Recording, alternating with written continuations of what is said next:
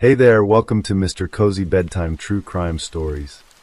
Tonight, we're diving into 2 hours of gripping true crime cases. Real stories of mystery, betrayal, and cold-blooded crimes, all set against the soothing backdrop of rain. It's the perfect blend of calm and unsettling. If these cases draw you in, tap that like button, share with your fellow true crime lovers, and subscribe to join our curious community.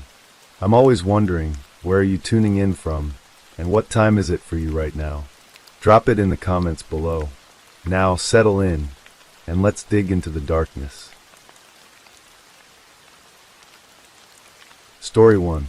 The morning of December 30th, 2025, arrived the way winter mornings do in Columbus, Ohio, gray and quiet, the streets still carrying the weight of the holiday pause between Christmas and New Year's. In the Wineland Park neighborhood, a brick house on North 4th Street sat still in the cold.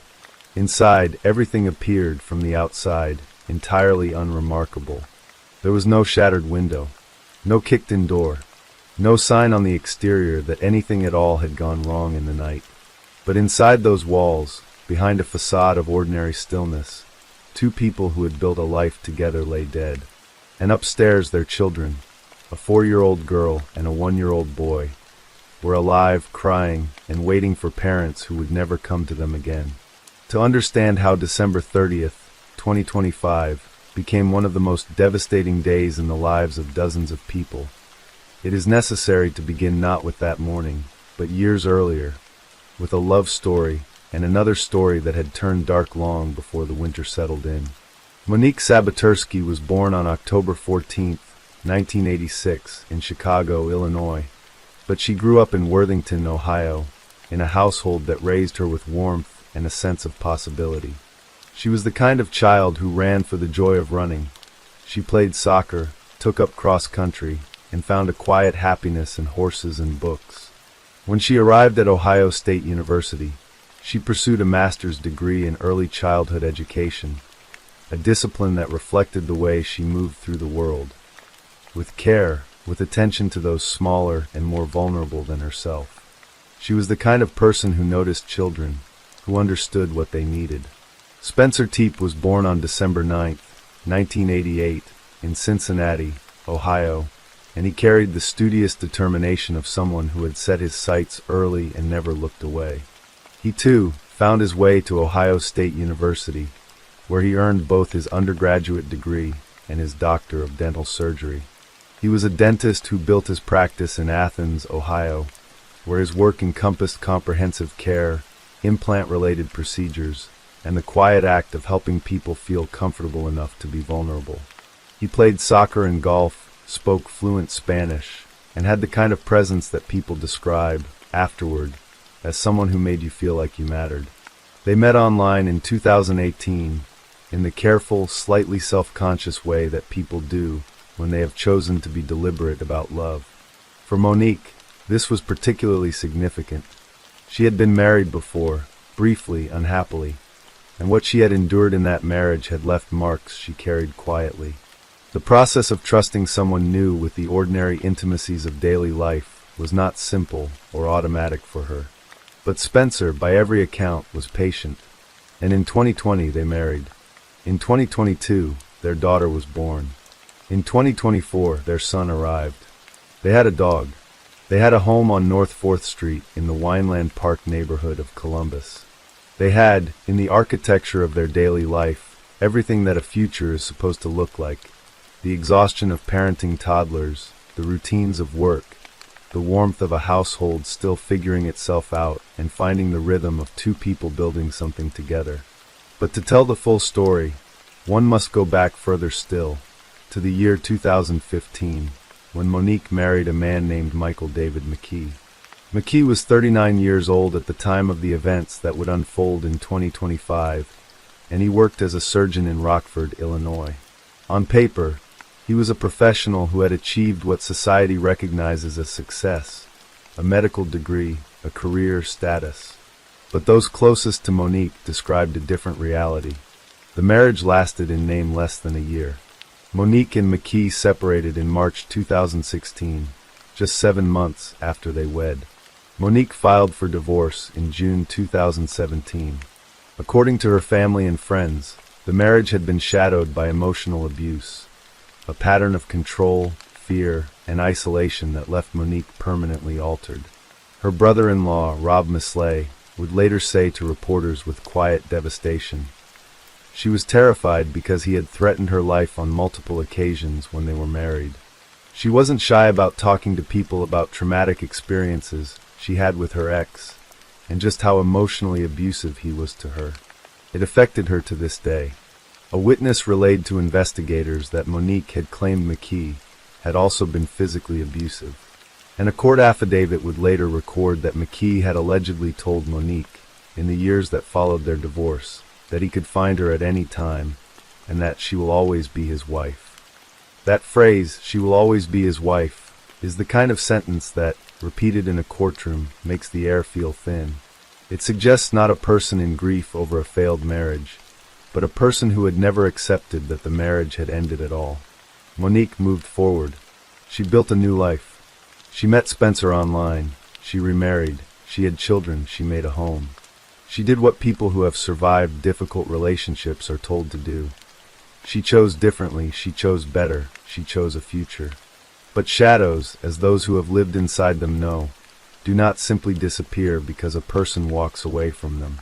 The weeks before December 30th, 2025, carried details that would only later be understood as pieces of a pattern that had been building. On December 6th, 2025, more than 3 weeks before the killings, surveillance cameras captured what investigators would later describe as McKee allegedly entering the area immediately surrounding the Teep residence, approaching from the rear alley. That detail alone, the rear alley, the approach from behind, does not describe curiosity. It describes deliberateness. He departed after a period of time. No one was home, because on that same evening, Monique and Spencer were not in Columbus. They were in Indianapolis, Indiana, with friends, attending the Big Ten championship football game. The couple had traveled together, part of a group enjoying one of those ordinary, joyful social excursions that punctuate a year. But during the evening, something shifted for Monique. She returned to their hotel room earlier than the rest of the group. Later, Spencer confided to a friend that she had become upset about something involving her ex-husband. He did not elaborate further. He went back to check on her.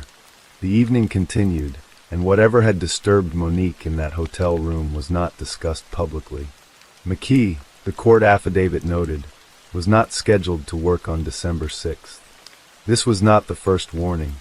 The affidavit recorded that a witness told police McKee had threatened Monique that he could find her at any time and by the house right next to hers. These were not idle words spoken in the heat of an argument and immediately forgotten. They were words that Monique repeated to people close to her, words she carried because they frightened her in a way she could not entirely set aside. On the night of December 29th into the early hours of December 30th, 2025, the house on North 4th Street was quiet. The children were asleep. Spencer and Monique had no reason to expect what was coming. There were no signs of forced entry. Whoever entered that house that night did not need to break anything to get inside. What happened in the interior of that home in the darkness between approximately 2 a.m. and 5 a.m. was witnessed by no one in a position to tell the story directly. What the evidence would later show is this: 16 gunshots were fired inside that house. Monique was struck 9 times, in the face, multiple times in the chest, near her heart, in her waistline, her right forearm, her right hand, and twice in her left arm. One of those shots was fired at close range. Spencer was struck 7 times, in the head, the neck, the chest, and his extremities. The coroner's office confirmed both manners of death as homicide. 3 spent 9mm casings were recovered at the scene. No firearm was found, and in the unbroken silence that followed, the 2 people who had built a life inside that house were gone. Their children were still upstairs. The dog was unharmed. And outside, somewhere in the night, a car was already heading back toward Illinois. The morning of December 30th, 2025, began as a work day for Spencer. He was expected at his dental practice. When he did not arrive, and when calls to both him and Monique went unanswered, the unease that began among his colleagues moved quickly toward alarm. At 8:58 a.m., Spencer's employer, who was on vacation, contacted Columbus police to request a welfare check. He had heard from his staff that Spencer had not shown up and that no one could reach either of them. An officer was dispatched at 9:10 a.m. and arrived at 9:15 a.m. But in what would later become a painful detail of the morning, the officer went to the wrong address. He knocked, received no response, and left. The calls kept coming. At 9:56 a.m., a man who had gone to the correct address phoned police, reporting that he could hear the children inside the house but could not get in. 2 minutes later, a female coworker driving to the residence also called to express concern. These were the sounds of people who loved Spencer and Monique refusing to be reassured by absence, insisting that something was wrong when every unanswered call confirmed it. At 10:03 a.m., someone who had managed to enter the house called 911. They had found Spencer unresponsive on the floor next to the bed. Blood was visible. Police were dispatched again. At 10:04 a.m. officers arrived and found both Spencer and Monique deceased. Columbus Fire Department Medic 7 formally pronounced them dead at 10:11 a.m.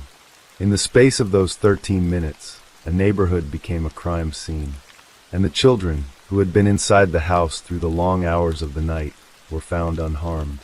The grief that descended on the people who had loved Spencer and Monique was the specific, violent kind that arrives without warning, not the grief of illness or old age, which allows at least the mercy of preparation, but the grief of being told abruptly, on an ordinary Tuesday morning, that two people were gone. Later, visitation was held on January 11, 2026, at a funeral home in Upper Arlington. The family estimated that attendance exceeded 1,000 people. Investigators from the Columbus Division of Police faced a crime scene that, on the surface, offered only fragments. No weapon had been left behind. No door had been broken.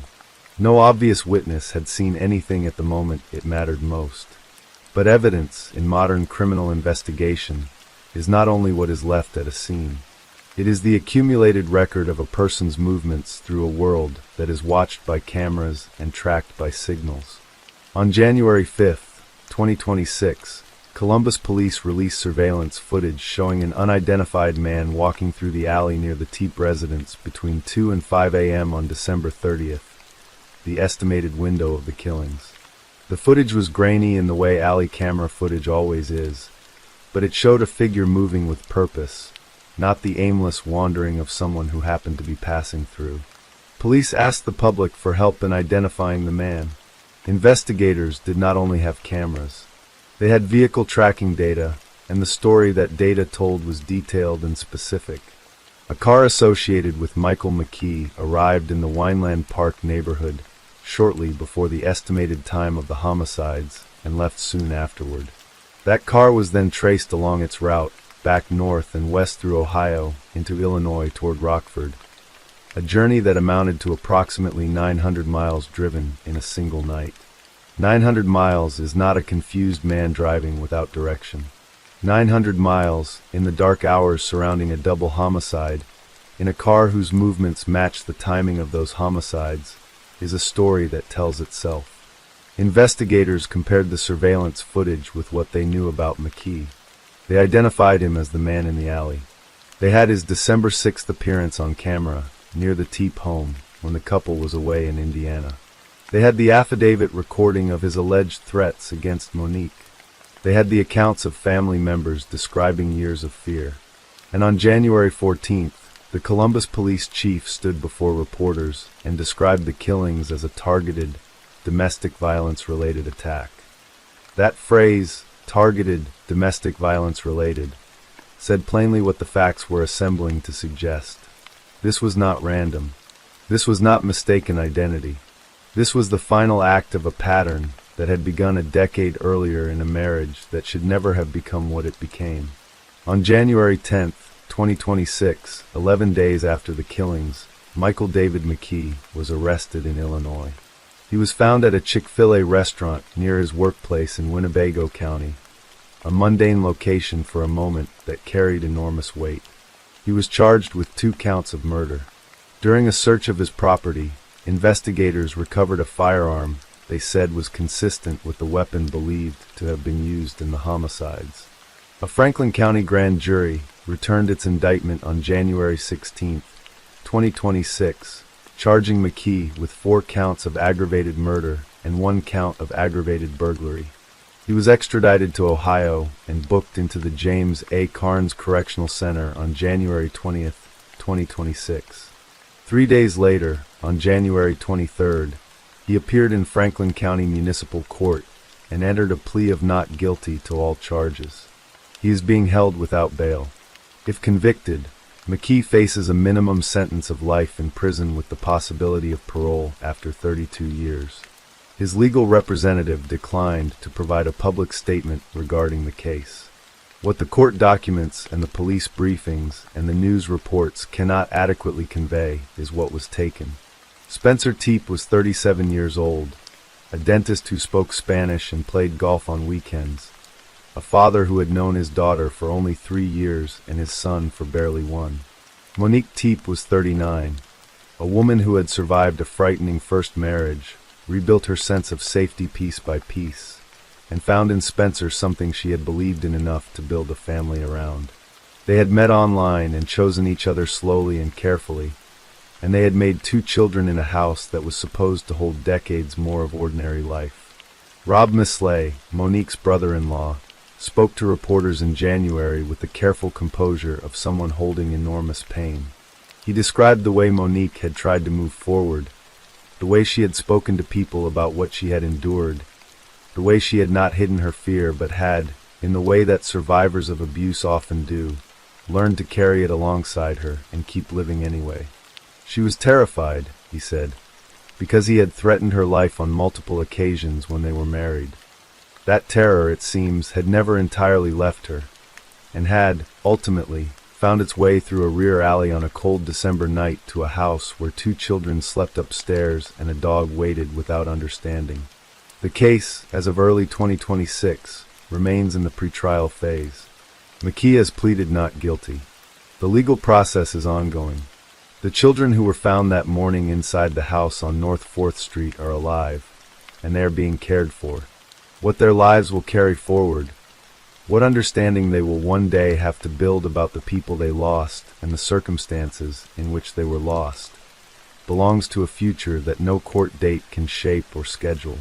What the case of Spencer and Monique Teep leaves behind, for those watching from the outside, is not primarily a story of criminal procedure, though it is that.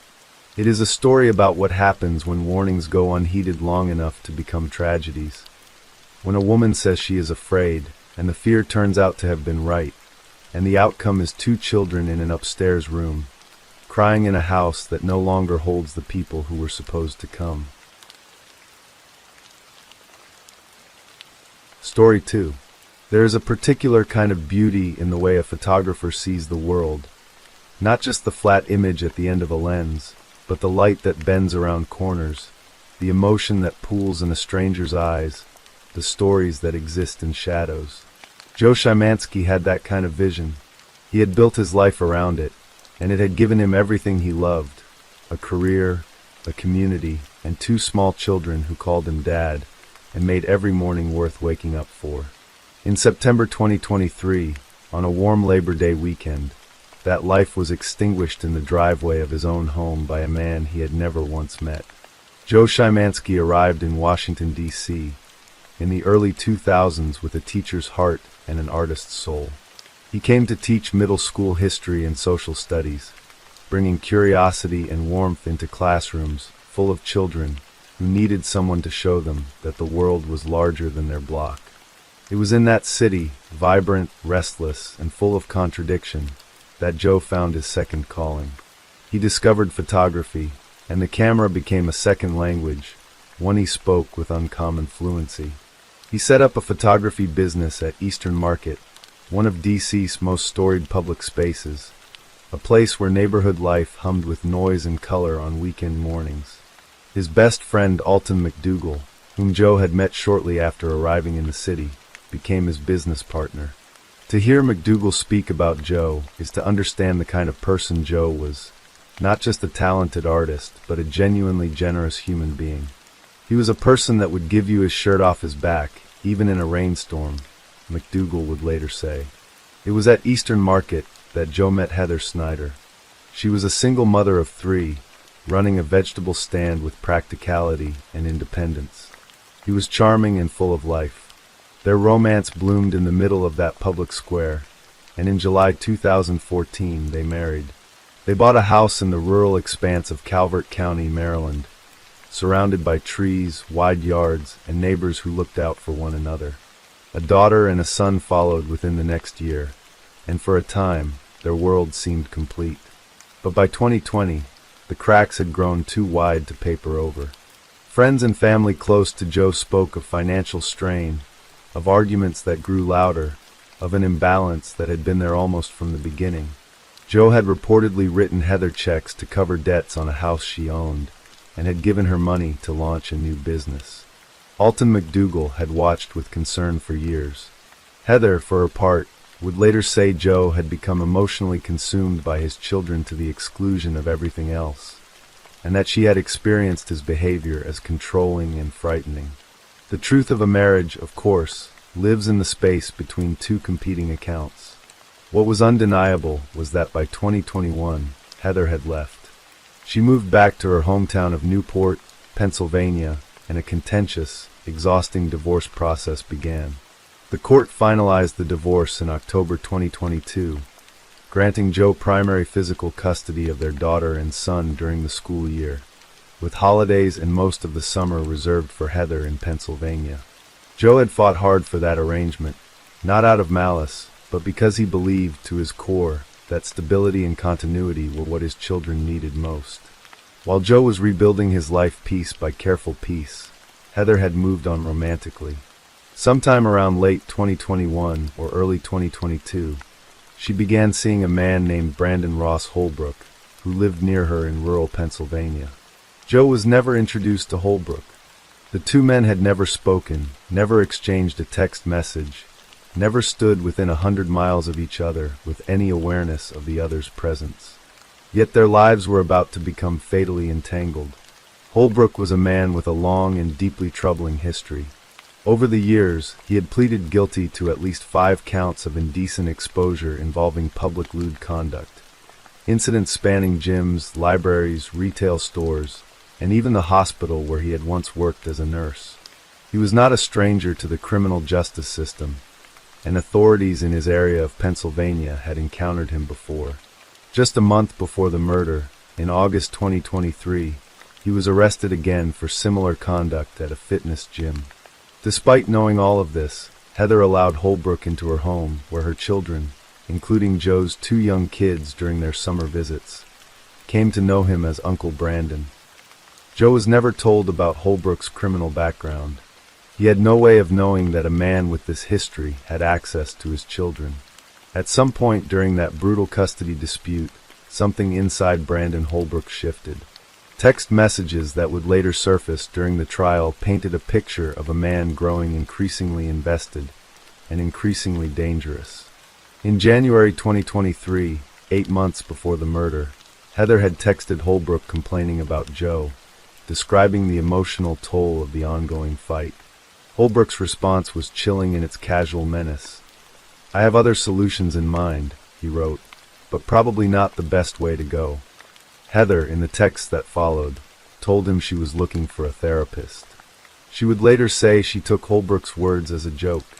But those 4 words, "I have other solutions in mind," would echo through a courtroom 2 years later, and no one who heard them would find them remotely funny. Sunday, September 3rd, 2023 was a Labor Day weekend afternoon in Calvert County, Maryland. The kind of late summer day when the light comes in warm and golden and everything feels suspended on the edge of a seasonal change. Joe Shymansky had spent the afternoon next door, helping his neighbor Colton Poundsbury with a drywall project. It was ordinary and neighborly, just a man helping a friend. By around 4 p.m., he walked back home. Around that same time, in the wooded sprawl of rural Pennsylvania, Brandon Holbrook climbed into his white pickup truck and began driving. He had more than 200 miles ahead of him. Sometime after Joe returned to his house, neighbors in the area heard gunshots. Target shooting was not unusual in the neighborhood. Houses were spread far apart with limited sight lines, and the sound of a firearm was not, by itself, alarming. Nobody called anything in. Nobody checked. The afternoon wound down, and the sun began its slow decline toward the tree line. Meanwhile, a man returned to his truck with a body. He drove through the evening, across 2 state lines, back to Pennsylvania, carrying with him the proof of what he had done. Joe Shymansky's flip-flops were found just inside his front door. His car keys, wallet, and phone were left inside the house. He had come home, set things down, and stepped outside, perhaps to check the yard, perhaps at the sound of an unfamiliar vehicle in his driveway.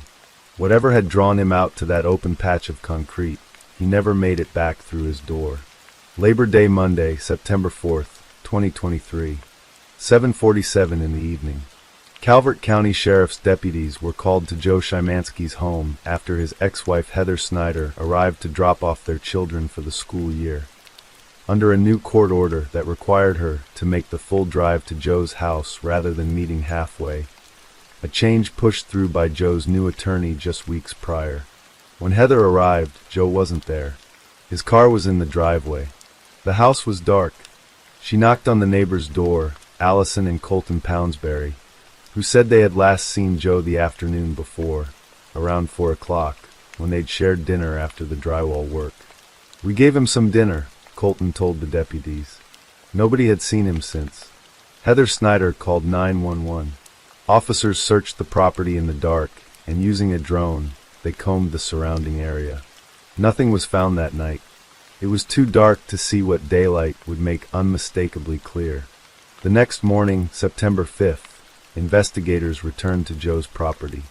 In the thin Maryland morning light, they found what they had missed: bloodstains in the driveway. Human blood, stark on the concrete. The case immediately shifted from a missing persons situation to something far darker. Investigators interviewed Heather at the station. She told them she had no idea what had happened. They asked if Joe had any enemies. "No," she said. They asked if she was in a relationship. "No," she said, then added that she had briefly dated someone but had ended it. His name, she told them, was Brandon Holbrook. That name, offered quietly, almost as an afterthought, would change everything. Police ran Holbrook's vehicle registration and checked the area's license plate recognition data. What they found sent a pulse of cold certainty through the investigation. Holbrook's white pickup truck had been captured by a plate reader in Calvert County, Maryland, on September 3rd, the same day Joe Shymansky vanished. On the evening of September 5th, Mifflin County, Pennsylvania Police Sergeant John Chester received a call from Maryland investigators. They were looking for a person of interest in a homicide. They had an address in Reedsville, Pennsylvania, and a name, Brandon Holbrook. Chester knew the name. "We've arrested Mr. Holbrook in the past," he said. Officers approached Holbrook's property late that night. The scene that greeted them was unsettling before they had even opened a door. The covered bed of Holbrook's pickup truck sat in the driveway, and officers immediately noticed a smell, raw and heavy and unmistakable. "This truck reeks," Chester said. It smelled like death. Holbrook denied everything. He said he had never been to Maryland. He denied any contact with Joe Shymansky. He offered an explanation for the smell.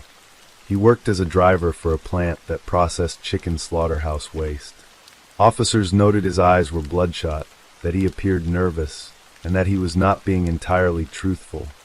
In the early morning hours of September 6th, 2023, Brandon Holbrook was arrested and charged with the murder of Joe Shymansky. What investigators found over the next several days was almost beyond comprehension. In Holbrook's garage, a tool case sat open beside an open package of power saw blades. In a trailer outside the house, there were plastic garbage bags, bleach, Lysol, and tools that were still wet. In the truck cab, there were gloves and plastic sheeting. Cadaver dogs followed a dirt road from behind Holbrook's house into the woods, toward a creek. In a clearing by the water, they made a grisly discovery: a jawbone, pieces of an ear, teeth still intact. A burned barrel nearby smelled of decomposition. Piles of ash lay scattered in the grass. In mid-September 2023, forensic experts made the confirmation that Joe's family had been dreading. The remains matched Joe Shymansky. The cause of death was a gunshot wound to the head. The manner of death, homicide. Security camera footage surfaced showing Holbrook at a nearby Weiss market the morning after the murder, purchasing cleaning supplies. Another video, difficult to make out clearly, appeared to show him near his truck, dumping something in a grassy area, what turned out to be burned human remains. Joe Shymansky, who had once taught children how to see the world and had shared his art with thousands of people in one of America's most vibrant cities, had been shot in his own driveway, his body driven across state lines, and destroyed in a clearing in the Pennsylvania woods. For Joe's family and friends, the grief was immeasurable, but so was the confusion. Brandon Holbrook had never met Joe Shymansky. He had no personal grievance with him, no history with him, no business with him whatsoever. Yet he had driven over 200 miles, shot him in broad daylight, and then methodically attempted to erase every trace of the crime. The only thing connecting Brandon Holbrook to Joe Shymansky was Heather Snyder. Mary Shymansky, Joe's sister, said plainly what many in the family believed. "I do not believe that Brandon Holbrook is the only person involved in my brother's death." Alton McDougal, Joe's oldest friend and business partner, wept when he spoke to reporters about a conversation he had had with Joe just days before the murder, when he had learned that Heather was coming all the way to Joe's house for the first time. McDougal told Joe he didn't trust it. Joe had dismissed his concern. "I get chills right now," McDougal said, voice breaking. "He might still be here." The text messages that emerged during the investigation did little to quiet the suspicion. 6 days before the murder, Holbrook had texted Heather that he liked the smell of your hair on my pillow. She had responded, "Wish I was in your bed." She had told police she had ended the relationship a month earlier. In another text, she wrote about Joe, "I keep thinking karma is going to catch up with him, but I'm tired of being patient." And yet, Heather Snyder had an alibi. Surveillance footage placed her at a pizza place in Pennsylvania, roughly 3 hours from Joe's house. During the afternoon, he disappeared. She could not have physically pulled the trigger. What she knew, or suspected, or encouraged, or failed to discourage, remained and continues to remain an open and agonizing question. When called as a witness at trial, Heather Snyder invoked her Fifth Amendment right and refused to answer a single question under oath. The trial of Brandon Holbrook began on March 31st, 2025, in a Maryland courtroom. Prosecutors painted a meticulous picture of premeditated murder. The truck near Joe's house, the shopping for cleaning supplies the next morning, the video of a man dumping burned human remains, the saw blades and bleach and plastic bags. They argued that Holbrook had acted out of obsessive devotion to Heather Snyder, driven by months of her complaints about Joe, and inflamed by a burning need to make her problem go away. The defense team tried to shift the lens toward Heather Snyder. Her name was mentioned more than 400 times during the trial. Defense attorney Brendan Callahan pointed to the life insurance policy. Joe had taken out a $1 million policy just 4 months before his death, naming his children as beneficiaries, and argued that Heather, as the parent who would control access to that money while the children were minors, had far more to gain from Joe's death than Holbrook ever did. The motives write themselves, Callahan told the jury. There were inconvenient gaps in the prosecution's case, and the defense exploited every one of them. No murder weapon was ever found. No DNA of Joe Shymansky was recovered on Holbrook's property itself. The blood found in the truck bed tested as animal blood, consistent with Holbrook's job transporting chicken waste. Holbrook's phone, records showed, had pinged only towers near his Pennsylvania home during the afternoon and evening Joe disappeared. The camera images of his truck near Joe's house had not been clear enough to identify the driver. But the jury was not uncertain. After just 80 minutes of deliberation, they returned a verdict on April 9, 2025. Brandon Holbrook was guilty of first-degree premeditated murder, use of a firearm in the commission of a violent crime, and destruction and concealment of physical evidence. When the verdict was read aloud, Joe's sister Janine Shymansky exhaled two words that held years of grief and waiting. Extremely happy. On July 18, 2025, before a courtroom filled with Joe's friends and family, the judge sentenced Brandon Holbrook to life in prison without the possibility of parole. The judge made clear, as he closed the proceedings, that he was not closing the book on the case. When the sentencing was over, Joe's friend Anneli Werner stood before the court and played a photo montage of Joe, the man behind the camera, the laughing father, the patient teacher. She also played audio recordings Joe had made, recordings meant for his children's ears one day, his voice full of the complicated hope of a parent trying to protect children he adored and feared losing. A scholarship has since been established in Joe Shymansky's name for photography students in Washington, D.C., public high schools. A small but enduring act of tribute to a man who believed that learning to see through a lens was one of the most transformative things a young person could do. Brandon Holbrook, sitting in a cell, has continued to deny that he ever saw, spoke to, or interacted with Joe Shymansky, even in a recorded phone call from jail, even while facing the rest of his natural life behind bars. He is currently appealing his conviction. He has never explained why he drove to Maryland that September afternoon. He has never said where the gun went. He has never told anyone, at least not on a recorded line, what actually happened in that driveway. Heather Snyder maintains her innocence.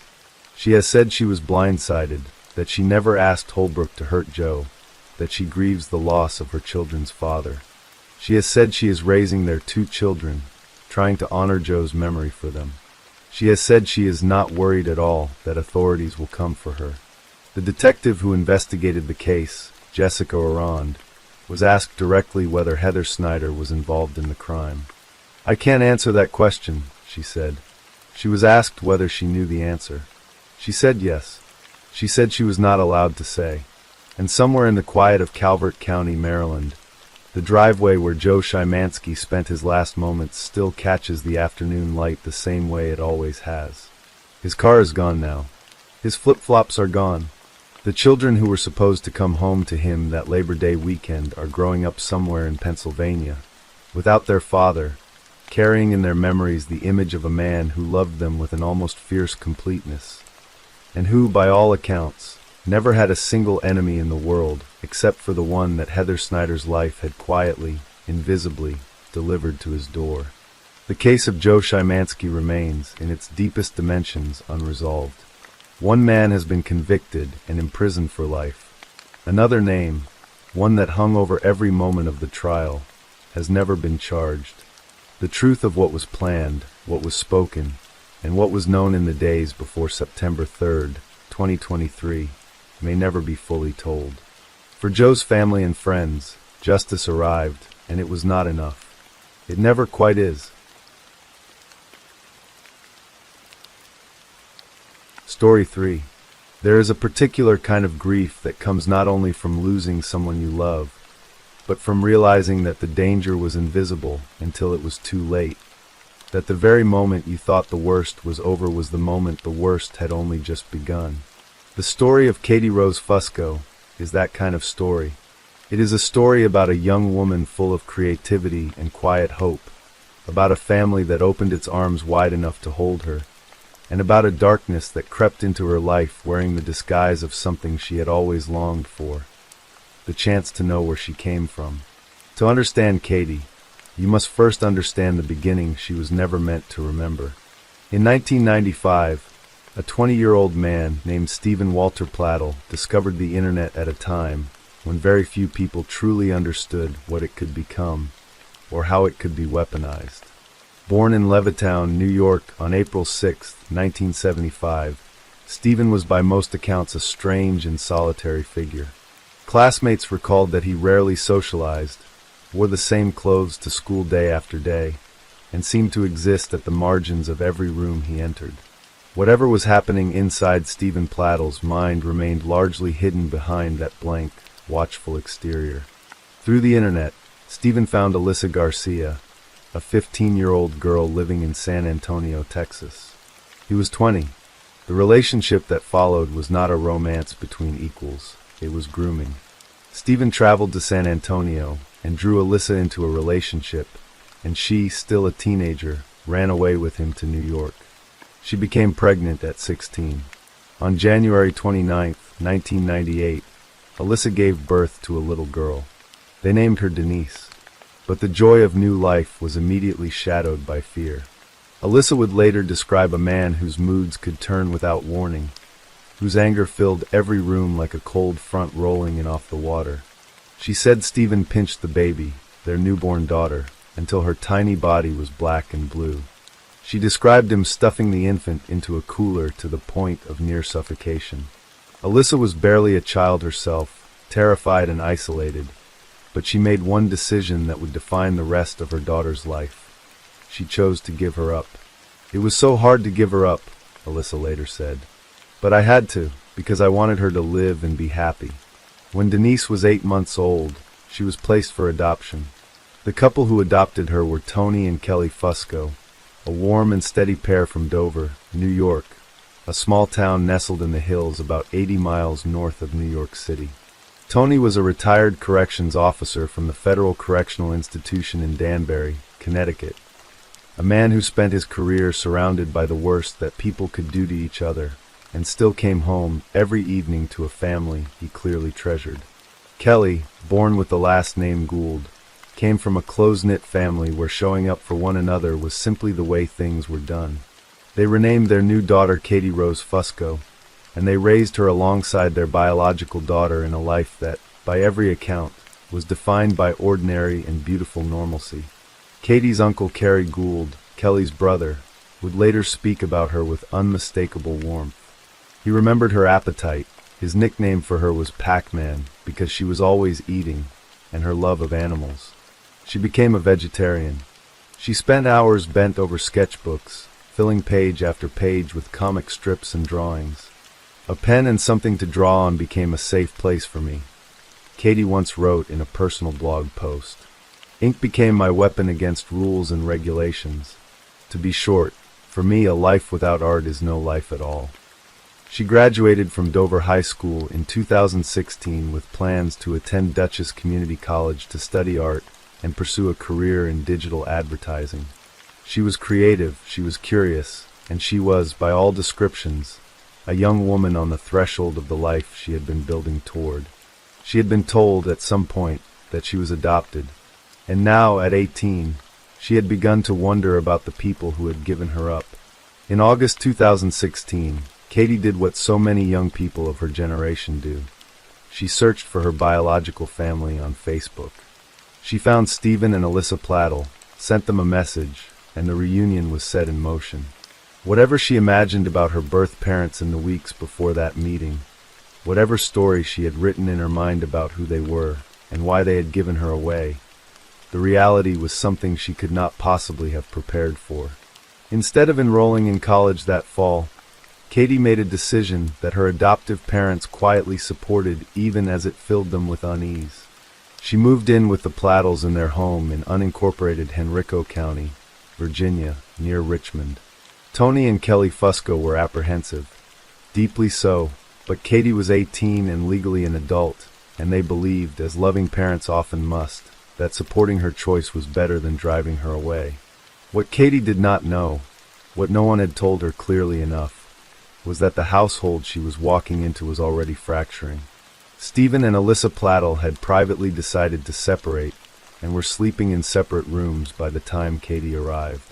And the man she was moving in with had a history of explosive behavior, emotional and verbal abuse, and owned at least 4 guns. Alyssa Plattel had tried to warn Katie. She told her privately that Stephen had abused her as an infant and that Katie's safety had been a reason for the adoption.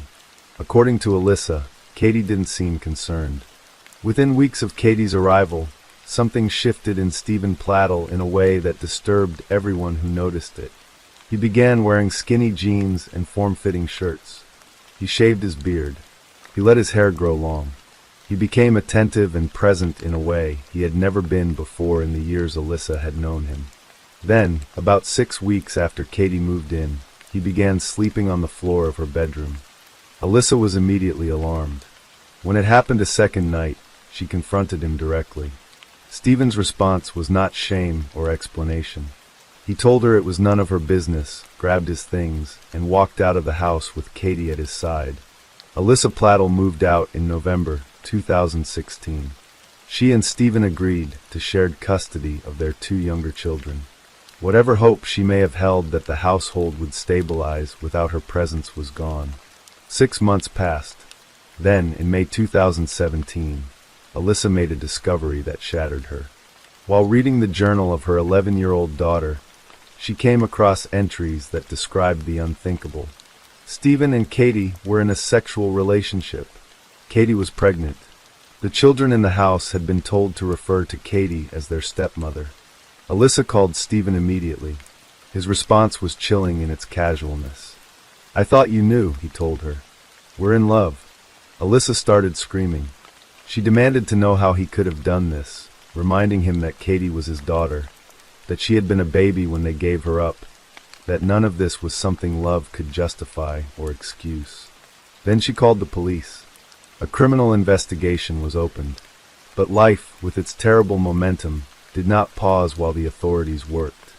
On July 20th, 2017, just 2 months after Alyssa reported the relationship, and while a police investigation was actively underway, Stephen Plattel married Katie in Parkton, Maryland. They lied on the marriage application, writing that they were not related by blood. The wedding was small. Stephen's mother was there, and so were Katie's adoptive parents, Tony and Kelly Fusco, who had come to believe there was nothing more they could do to stop what was happening, and that the only way to remain in their daughter's life was to stand at her side and keep the door open. In a photograph from that day, Katie stands in a short black dress. She is smiling. On September 1st, 2017, Katie gave birth to a boy.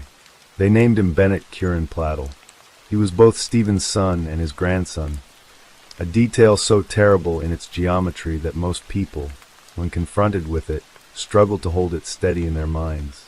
He was also Katie's son and her half-brother. He was 7 pounds of absolute innocence, carrying in his small body no knowledge of the circumstances that had produced him.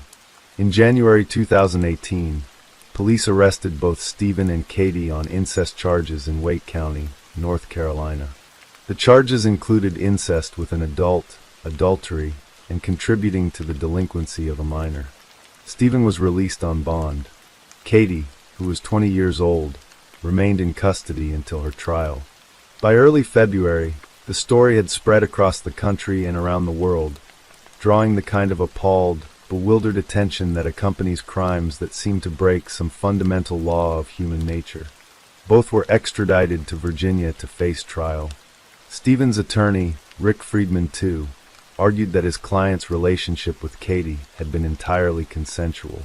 He described Stephen as head over heels in love with his daughter and suggested that this love had outweighed the issue of them being biologically related. He pointed to Stephen's troubled marriage and his personal difficulties as context. The judge ordered that Stephen and Katie have no further contact with each other. Custody of baby Bennett was transferred to Stephen's mother in Knightdale, North Carolina. Both were released on bond. Katie went home to Tony and Kelly Fusco in Dover, New York. She was back in the bedroom where she had grown up, in the house where she had drawn comic strips and filled sketchbooks, in the arms of the people who had chosen her and raised her and never stopped loving her. And from the safety of that home, she made a phone call to Stephen Plattel. She told him she was done. She did not want to continue their relationship. Whatever her feelings had been, whatever confusion or manipulation had shaped the previous 2 years of her life, she was walking away.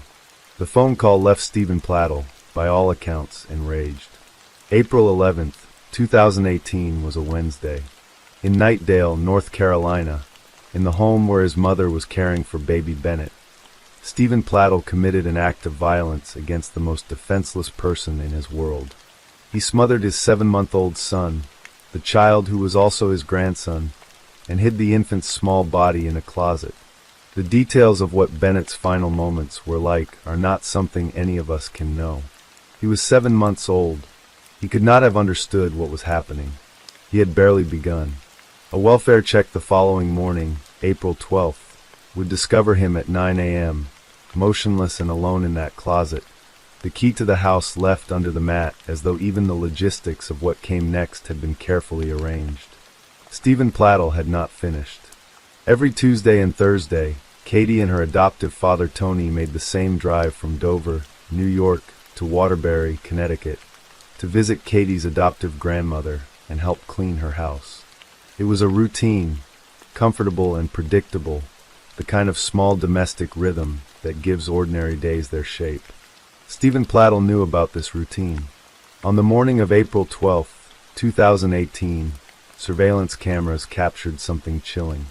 A minivan was parked near the Fusco home in Dover. Inside it, still and watchful, sat Stephen Plattle. He watched as Katie and Tony climbed into their vehicle and pulled out of the driveway. Then he followed them. The drive from Dover toward Waterbury takes travelers through the quiet hills and winding roads of Connecticut. On Route 7, the landscape is green and unhurried, the kind of scenery that makes you forget, for a moment, that the world can be a dangerous place. At the intersection of Route 7 and Route 55, in New Milford, Connecticut, Katie and Tony's vehicle came to a stop at a stop sign. Stephen Plattle's minivan pulled alongside them. Witnesses nearby heard what came next, a rapid, terrible sequence of gunshots. Investigators would later determine that Stephen had fired an Arrow AR-15 style rifle multiple times into the passenger side of the vehicle, striking both Katie and Tony with numerous gunshot wounds to their upper bodies and heads. The floor of the car was littered with spent casings. The attack was not a moment of panic or accident. It was deliberate and overwhelming. Police and emergency services arrived to find Katie Rose Fusco Plattle, 20 years old, and Anthony Charles Fusco, 56 years old, dead in their car. Bystanders stood at the edges of the scene, stunned, trying to reconcile the tranquil Connecticut road with the violence that had just torn it apart. Stephen Plattle drove back toward Dover. At some point during that drive, he called his mother. In a voice that investigators would later describe as disturbingly calm, he told her what he had done. He had killed Bennett. He had killed Katie. He had killed Tony. He told her not to go into the house. He told her to call the police. He told her there was a key under the mat. His mother, upon hearing her son's words, became hysterical.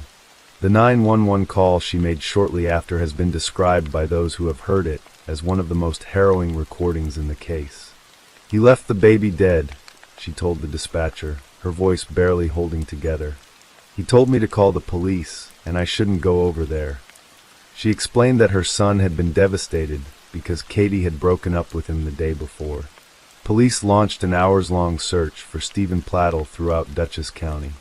They found him 18 miles from where he had shot Katie and Tony, inside his van back in Dover. He was dead from a self-inflicted gunshot wound. 3 people were buried together at St. Charles Cemetery in Dover Plains, New York. Katie Rose Fusco, 20 years old, who had wanted to be an artist. Anthony Charles Fusco, 56 years old, the father who had driven to be with his daughter on an ordinary Thursday morning. And Bennett Curran Plattle, 7 months old, who had never been given the chance to become anything at all. Their neighbor, Shirley Mann, spoke to reporters in the days after. "We're all still in shock," she said. "It's crazy. I don't know what else to say. It's horrible." Alyssa Plattle, the woman who had once been a 15-year-old girl swept away by a man who would eventually destroy her family across 2 decades, spoke with a grief that held both devastation and a fierce, burning desire to make meaning out of the senseless. "I'm grieving," she said. "I'm sad. I'm upset. But I also want to have something good come out of this. If it's to get truth out there, to open people's eyes to incest." Stephen's attorney, Rick Friedman, too, told the press that nobody ever could have predicted what his client had done, and that during their meetings, Stephen had shown no indication of violence. But critics of the case pointed to what the record clearly showed: a man with a documented history of abuse, a man who had groomed a 15-year-old girl as a young adult and later manipulated his own biological daughter, a man who owned at least 4 guns and had a volatile temper, and a legal system that had weighed all of this and released him on bond anyway, without adequately protecting the people most at risk. The story, at its heart, belongs to Katie. It belongs to a girl who was given up in an act of desperate love, who was raised in a home full of warmth and art and animals, who spent her childhood finding safety in a sketchbook, who turned 18 and did what any young person might do, reached toward the part of herself she had never known. She could not have known what was waiting for her on the other side of that Facebook search. She could not have known that the man she was looking for had been dangerous long before she was born, and that the danger had never left him. She was 20 years old when she died, still young enough that the life she had imagined, the digital advertising career, the sketchbooks, the ink as a weapon against the ordinary, was almost entirely ahead of her. The Fuscos of Dover had given her everything they had. On the last morning of her life, her father was beside her in the car, as fathers are, driving with her toward a Thursday routine, the radio perhaps on, the Connecticut hills green outside the windows, neither of them knowing that the minivan behind them carried the end of everything. Katie Rose Fusco deserved the life that was stolen from her. The art she never made, the mornings she never woke to, the peace she was finally, briefly beginning to reach. All of it gone at an intersection on a quiet road, on an ordinary spring morning, in the kind of place where terrible things are never supposed to happen. Story 4. There is a particular quality to silence in the Karoo, the vast, semi-arid heartland of South Africa's northern Cape. It is not the silence of emptiness, but of distance, of earth so wide and flat and ancient that sound itself seems reluctant to travel across it. In the small farming town of Greek Wastad, nestled in that enormous stillness, the people who lived there had long made peace with the quietness. Farmers and their families woke before dawn, worked the red soil until their hands were cracked and brown, attended church on Sundays, and kept their doors unlocked because there were no strangers here, only neighbors, cousins, and old friends whose grandparents had built the same land beside their own grandparents. It was that kind of town, the kind of town where nothing truly terrible was supposed to happen. On Good Friday, the 6th of April, 2012, something truly terrible happened. To understand what was lost that evening, you must first understand what existed. The Steenkamp family were not simply residents of Greek Wastad. They were, in many ways, woven into its fabric. Dion Steenkamp was 44 years old, a man who came from a long line of farmers, the kind of person who understood the northern Cape soil the way others understand music or mathematics, intuitively, completely. He was known throughout the region as dependable and hard-working, the kind of farmer whose quiet competence earned the respect of everyone around him. His wife, Crystal, was warm and deeply devoted to their children, holding the household together with the particular grace of a woman who rarely made a fuss about how much she carried. Together, they ran Nahauk Farm, a sprawling property outside of town that had been in the family for generations. Their 2 children completed the picture. Marthella was a teenager, bright and full of the particular energy of a young person on the edge of her own story, still becoming someone, still writing the first pages of an adult life she would never get to finish. And then there was Don.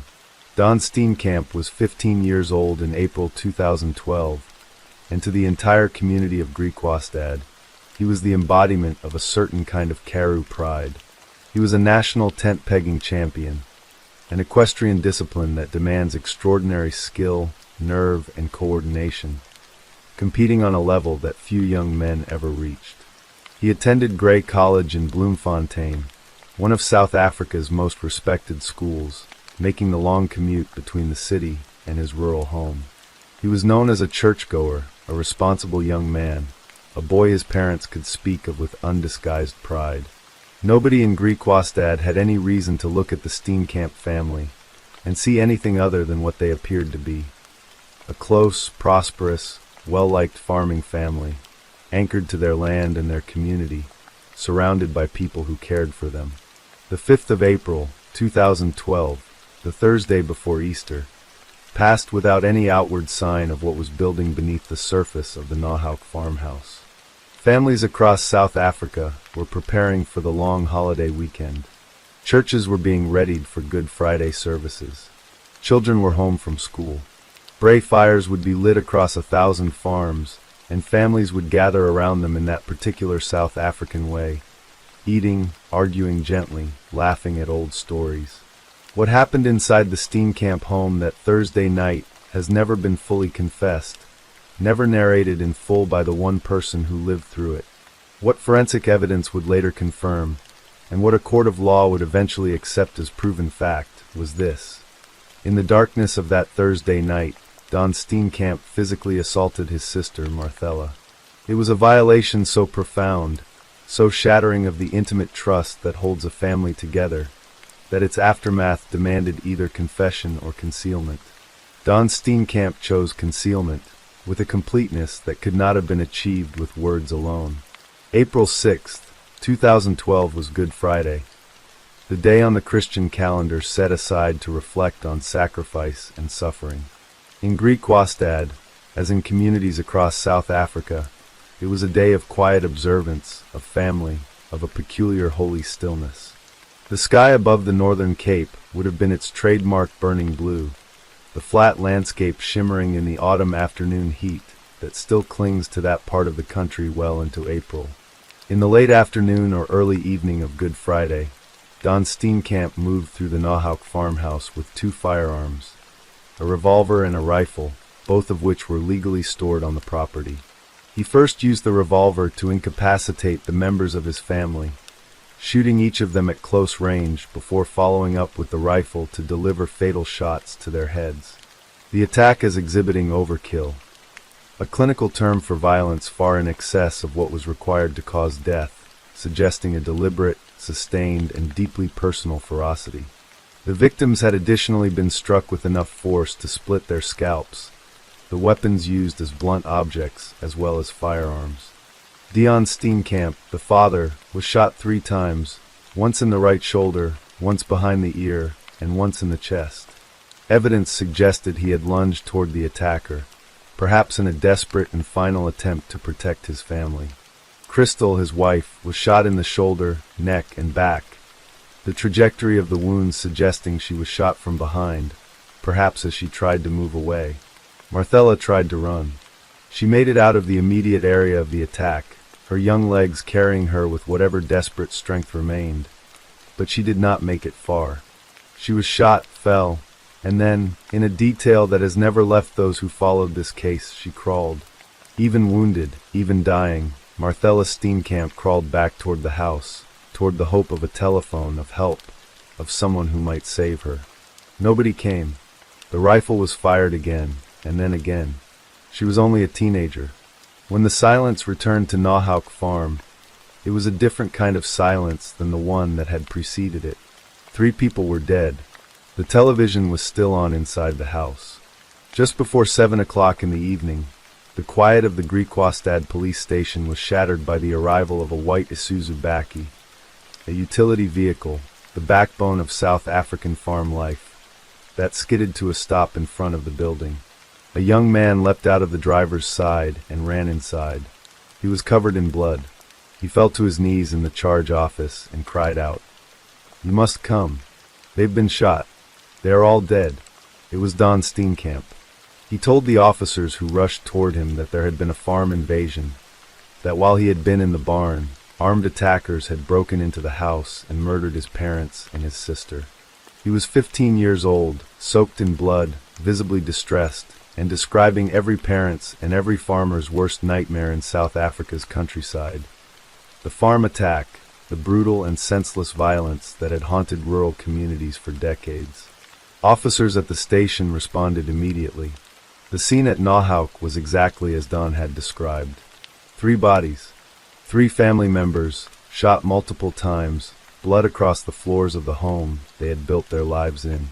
It was devastating and it was horrifying, and, in those first terrible hours, it was completely consistent with the kind of farm attack that South African police had been called to document too many times in too many years.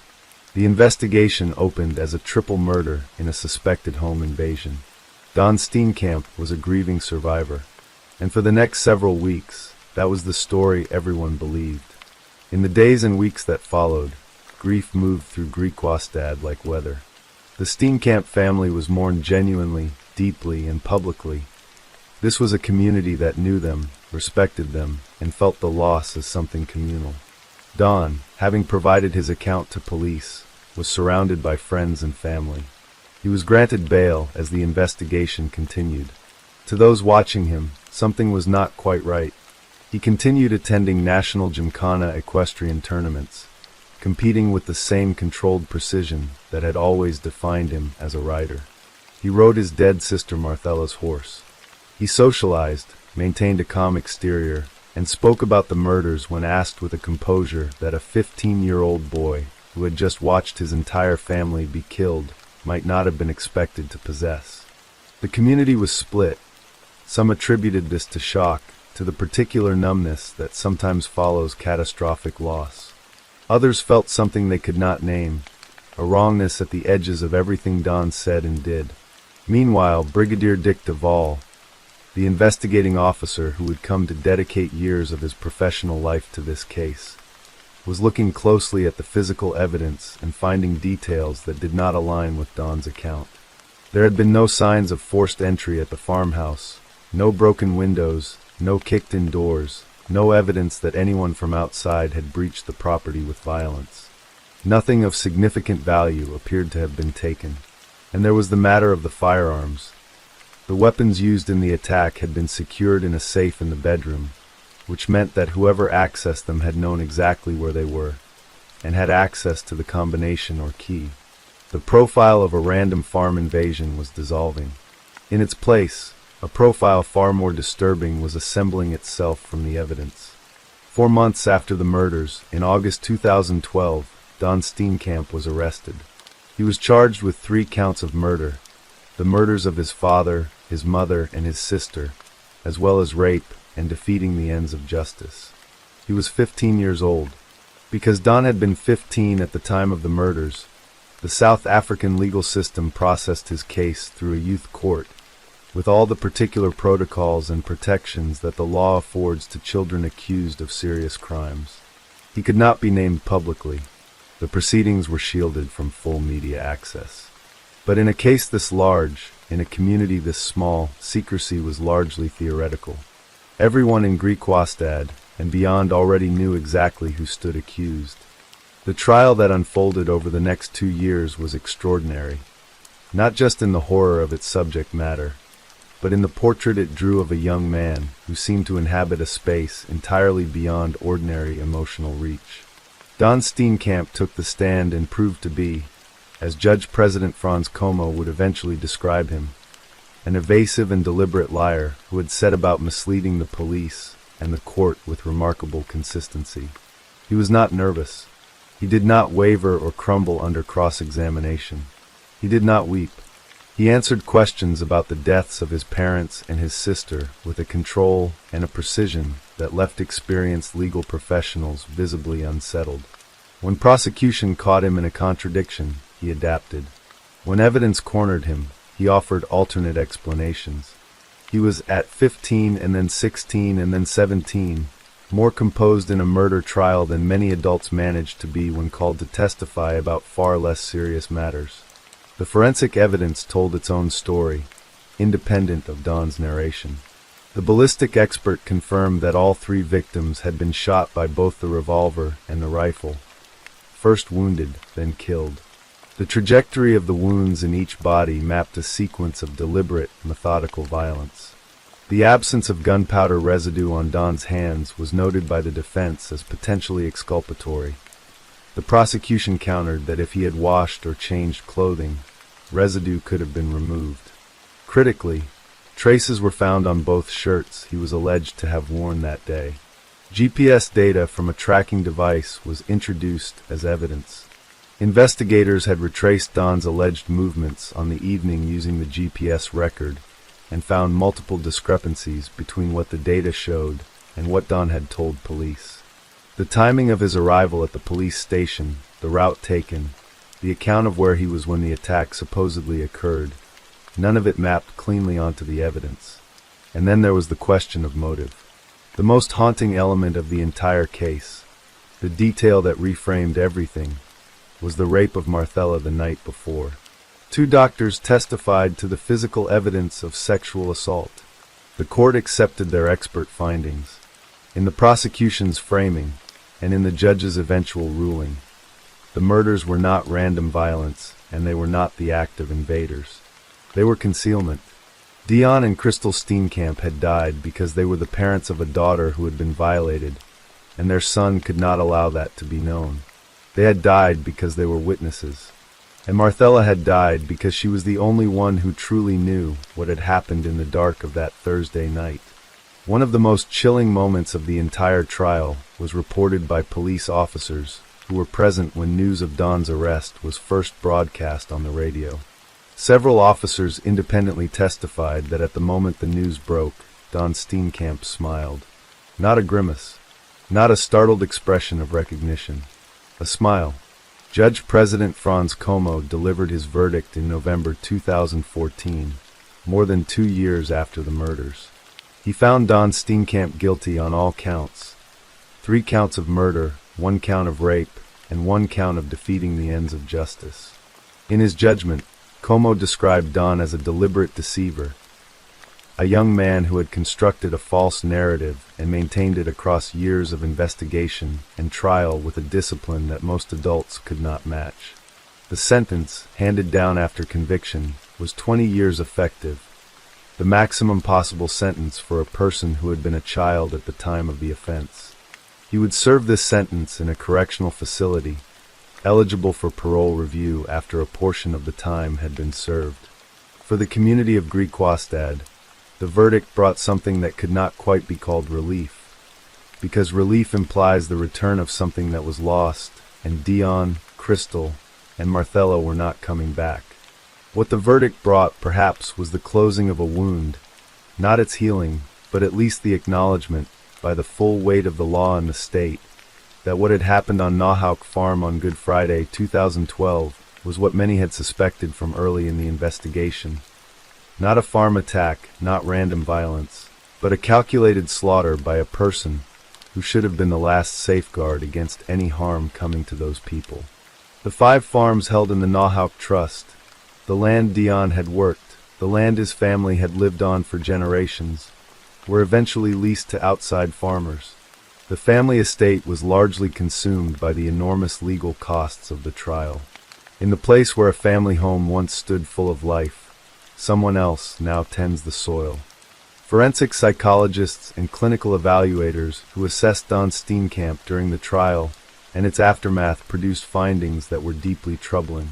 Their reports described what they characterized as emerging psychopathic tendencies, specifically a documented pattern of denial, a capacity for extraordinary violence, and what they called a total void of appropriate emotion. Major Bronwyn Stollers, a forensic expert involved in the case, stated plainly that true rehabilitation was impossible without a genuine admission of guilt, and that without that foundational step, no meaningful transformation could be assessed or verified. In the years since his imprisonment, Don Steenkamp has reportedly offered neither. No confession, no expressed remorse for the deaths of his father, his mother, or his sister. Rumors from within the prison system spoke of arrogance rather than contrition.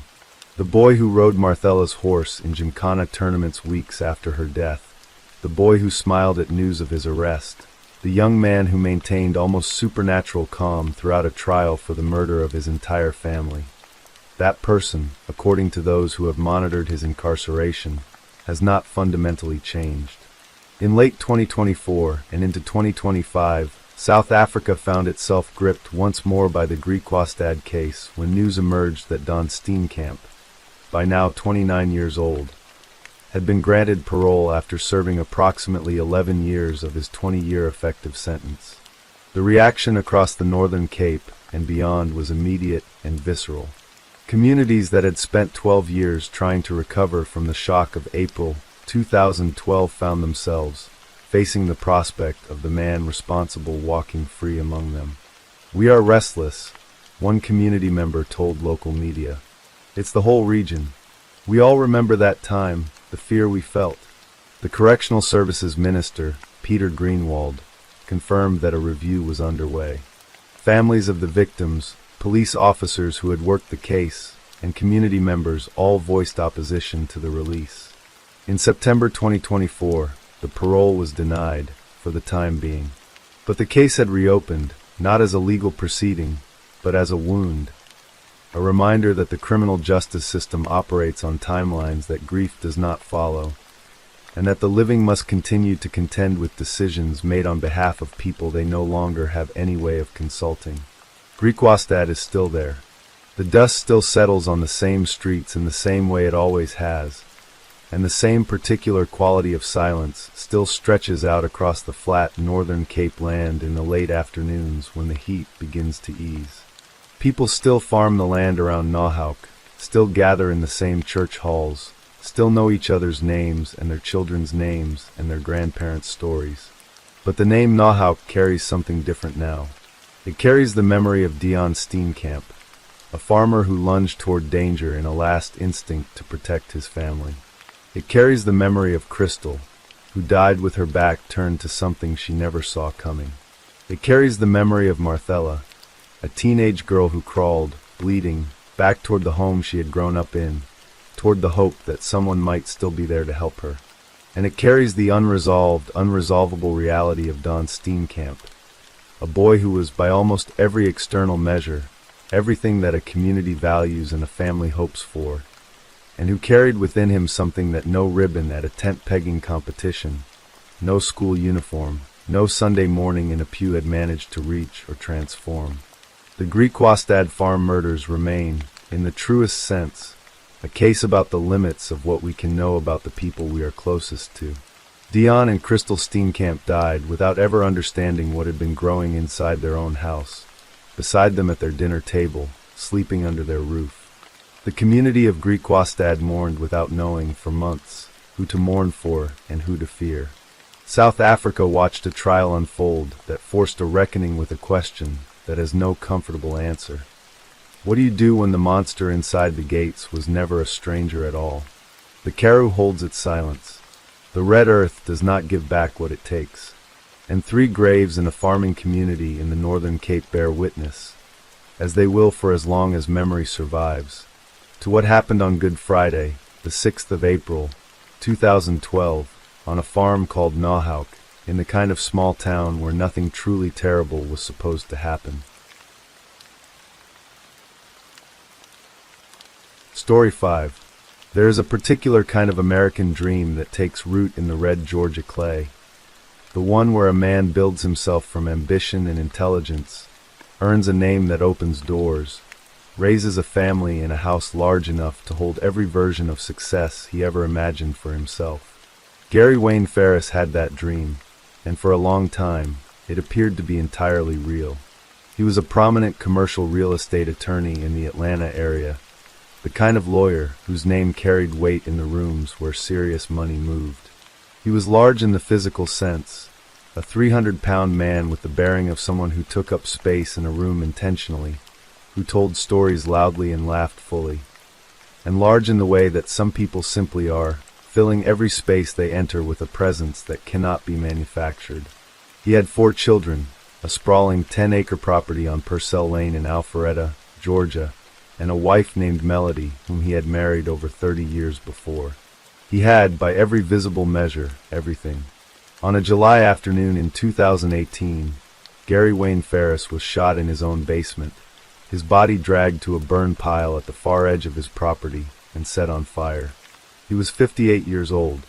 It would take a year before anyone was charged, 6 years before anyone stood trial, and 18 days of courtroom testimony before a jury of 12 Georgians returned a verdict that answered the most devastating question of all. Who, among the people Gary had loved and trusted most in the world, had done this to him? Gary Ferris had built his professional life in the competitive and demanding world of commercial real estate law, navigating contracts and transactions that lesser men would have found overwhelming. He was, by all accounts, someone who understood money, how it flowed, how it accumulated, how deals were structured and leverage applied. His success was not theoretical. It was tangible. The sprawling Alpharetta property, the life insurance policy worth $2 million, the law practice that bore his reputation. He was a father of 4. Chris, Scott, Emily, and Amanda. 4 children who had grown up in the orbit of his considerable personality, who knew his voice and his moods and the particular energy of a man who occupied every room he entered.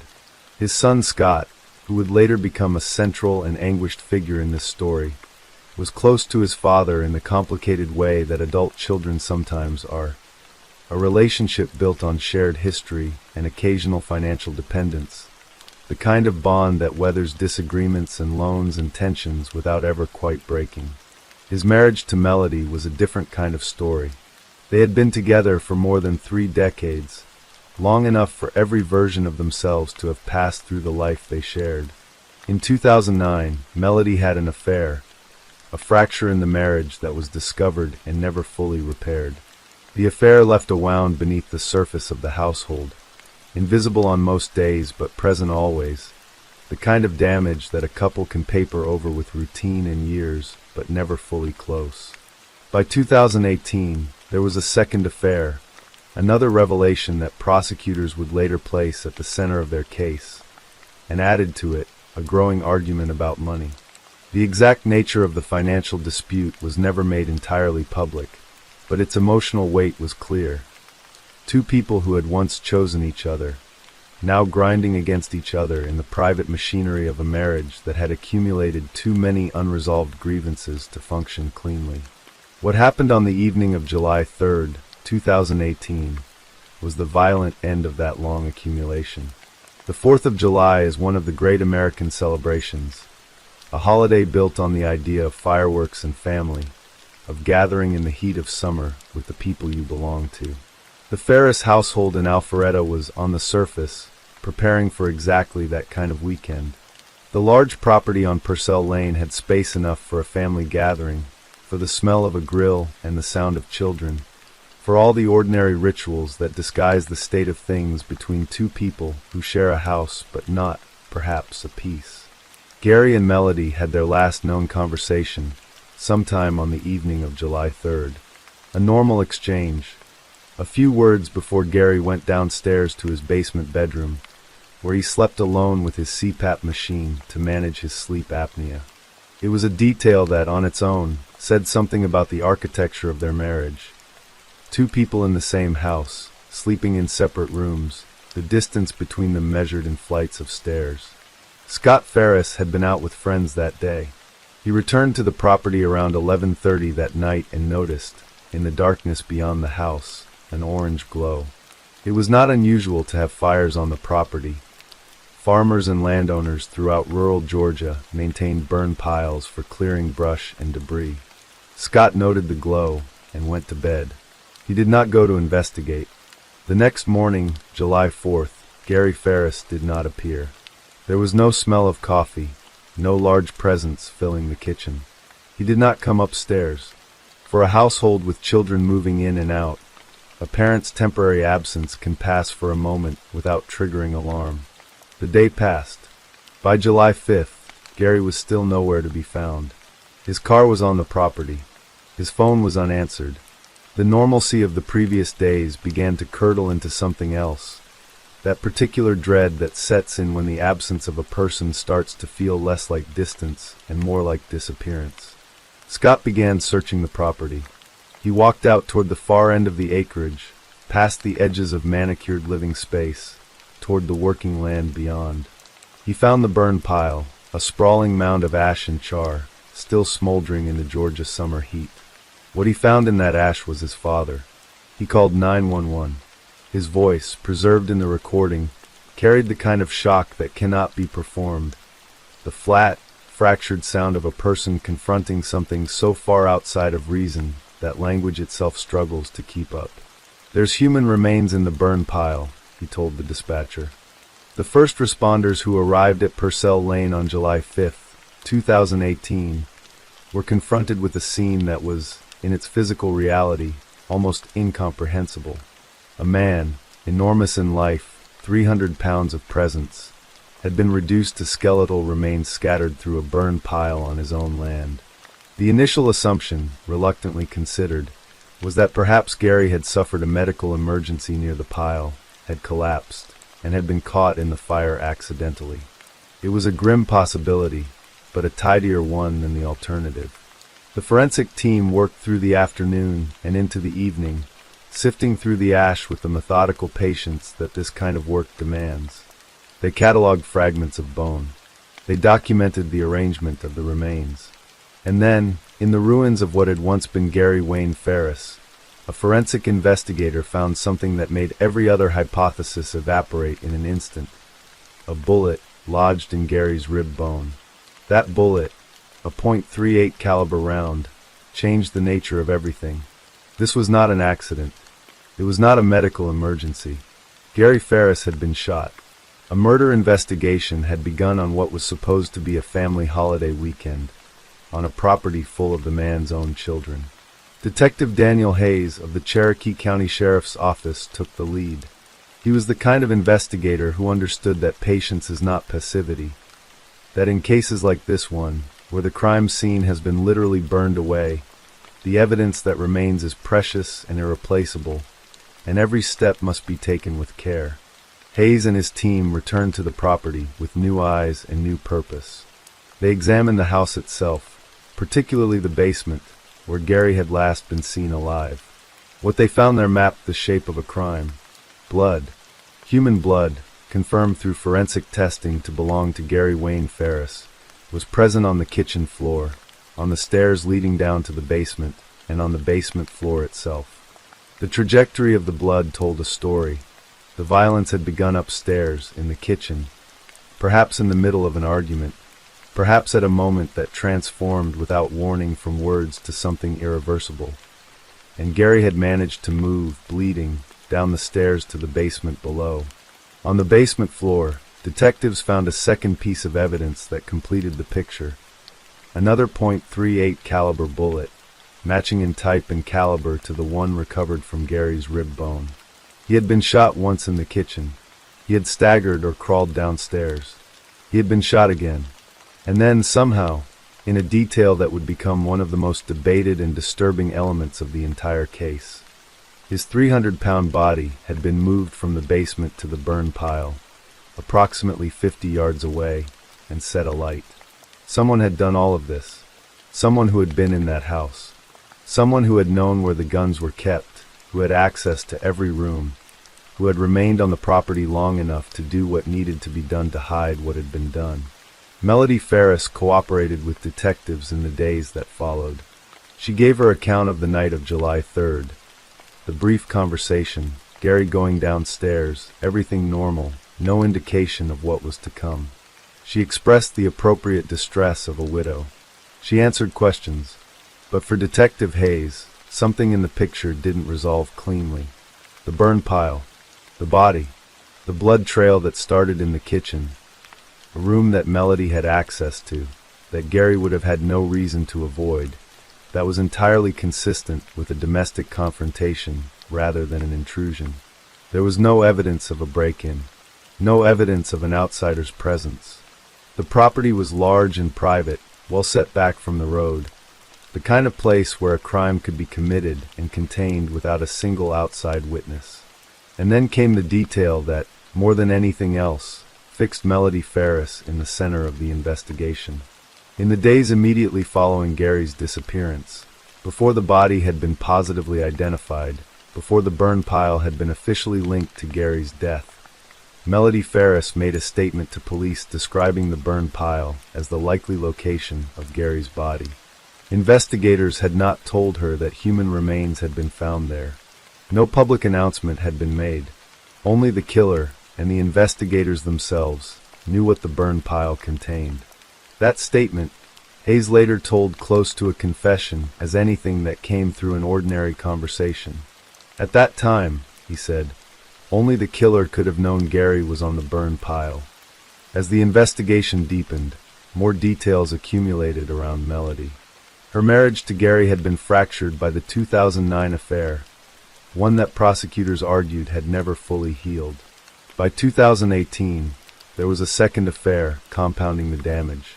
The couple had been arguing about finances, The kind of argument that in a household with significant assets can become existential.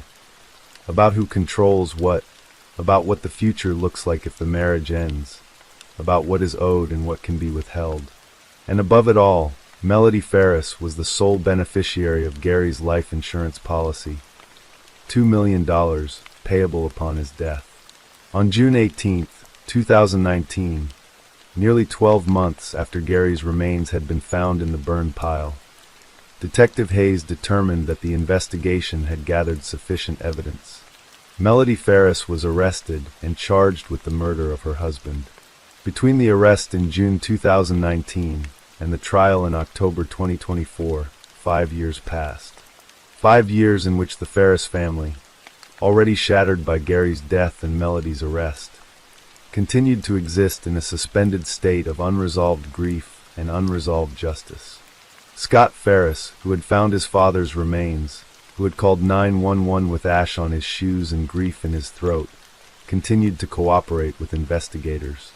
He testified about what he had seen, what he remembered, what he had noticed in the days before his father vanished. He also became, as the case evolved, a target. Melody's defense strategy, which would only become fully apparent during the trial itself, centered on the idea that Scott, not Melody, was the more likely suspect. The defense pointed to the fact that Scott was the only member of the family known to possess .38 caliber ammunition, the type of bullet that had killed Gary. They pointed to the financial relationship between Scott and his father, noting that Scott had frequently borrowed money from Gary, creating a potential point of conflict.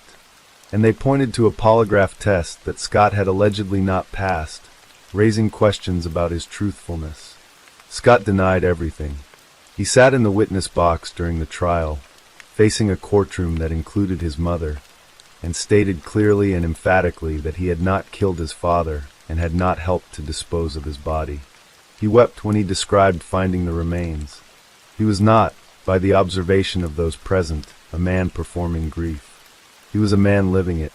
The autopsy, completed in the months after Gary's death and crucial to the timing of the arrest, confirmed that Gary Wayne Ferris had died from gunshot wounds. The Georgia Bureau of Investigation's crime lab extracted Gary's DNA from the spent bullet recovered at the scene, providing the forensic link between the physical evidence and the identified victim. The cause of death was homicide. The manner was clear. Only the question of who, exactly, had fired those shots remained officially unresolved until the trial.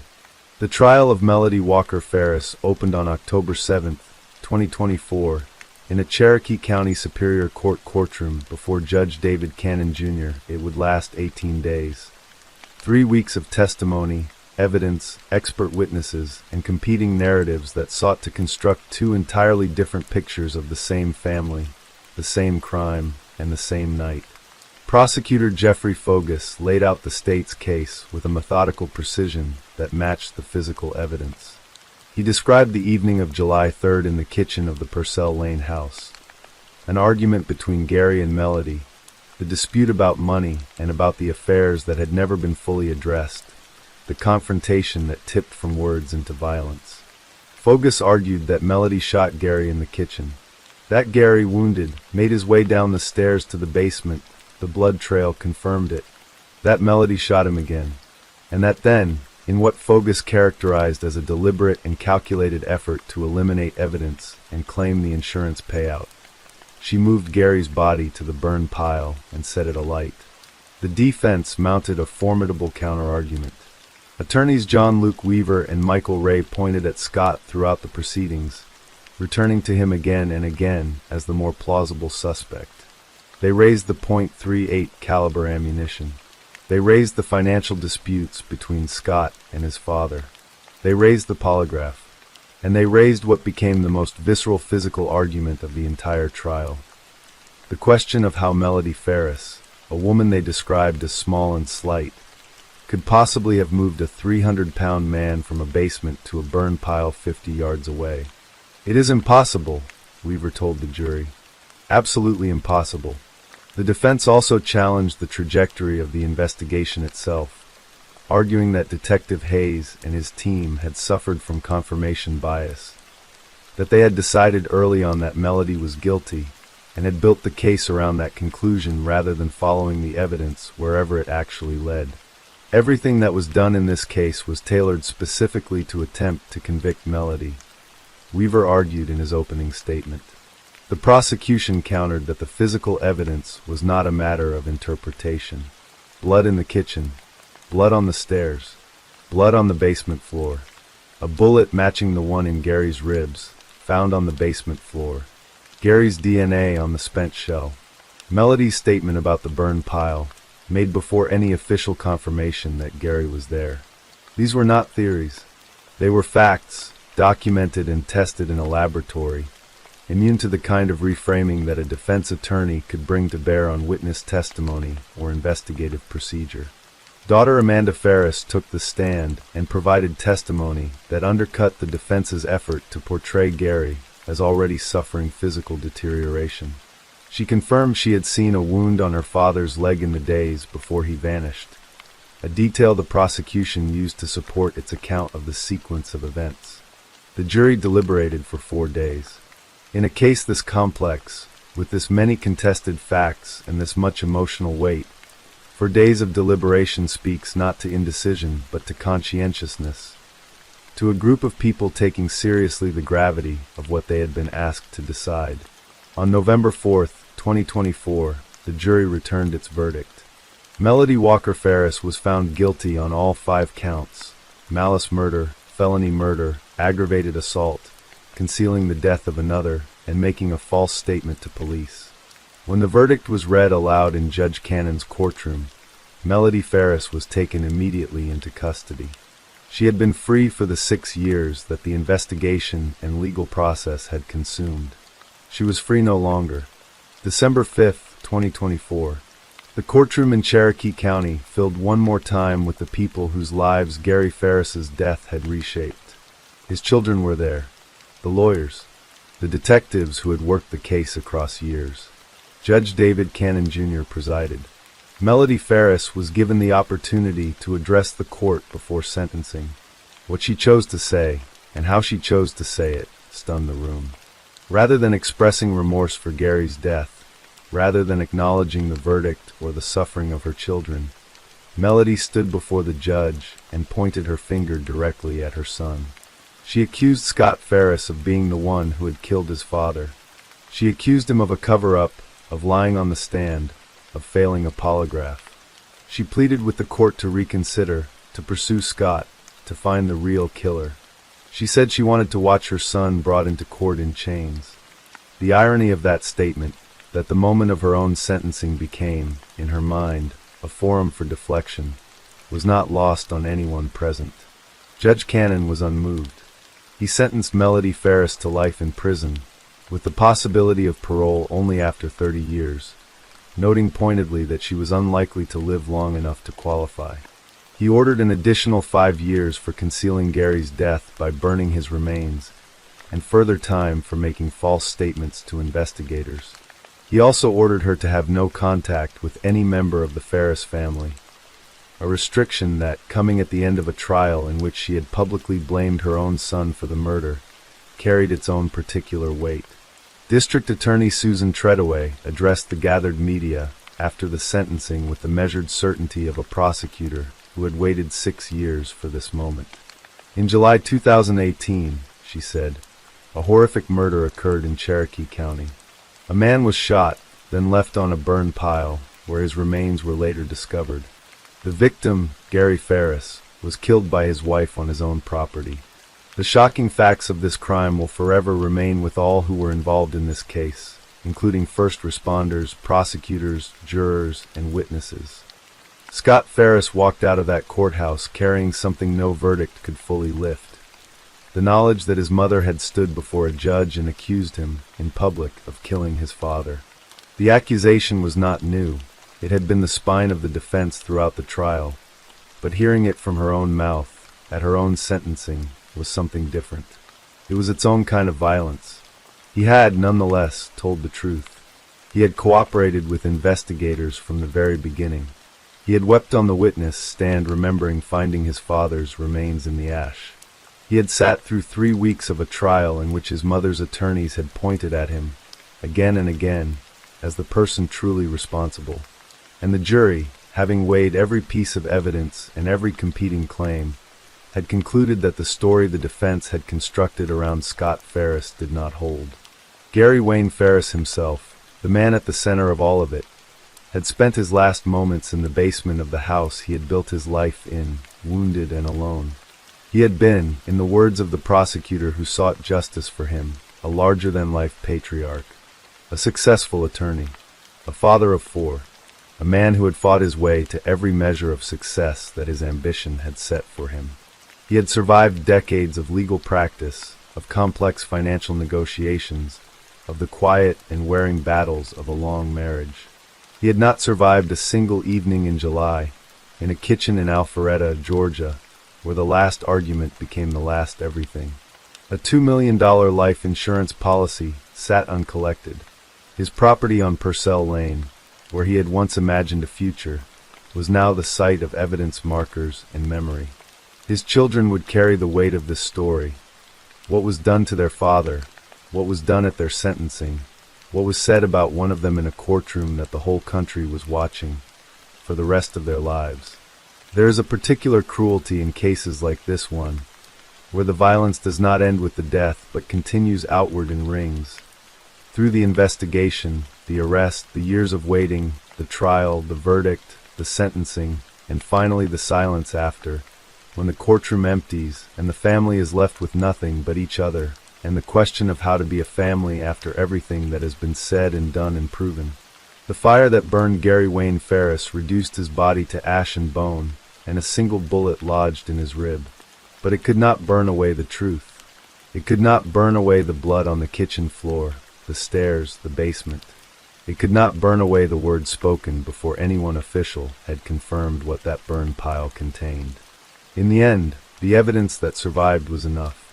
And in a Cherokee County courtroom, 6 years after the fire went out on Purcell Lane, the jury made certain that Gary Wayne Ferris was not simply consumed and forgotten, that what happened to him was named, and that the person responsible was held to account for every last count of it. Story 6. There are cases that haunt a justice system not because they remain unsolved, but because the person at the center of the mystery was the justice system itself. Jonathan Luna was not a victim found in an alley, not a stranger whose life the law was called to examine from a distance. He was an assistant United States attorney, a federal prosecutor, a man who had spent his career building cases against criminals, presenting evidence before juries, and standing on the side of the state against those who broke its laws.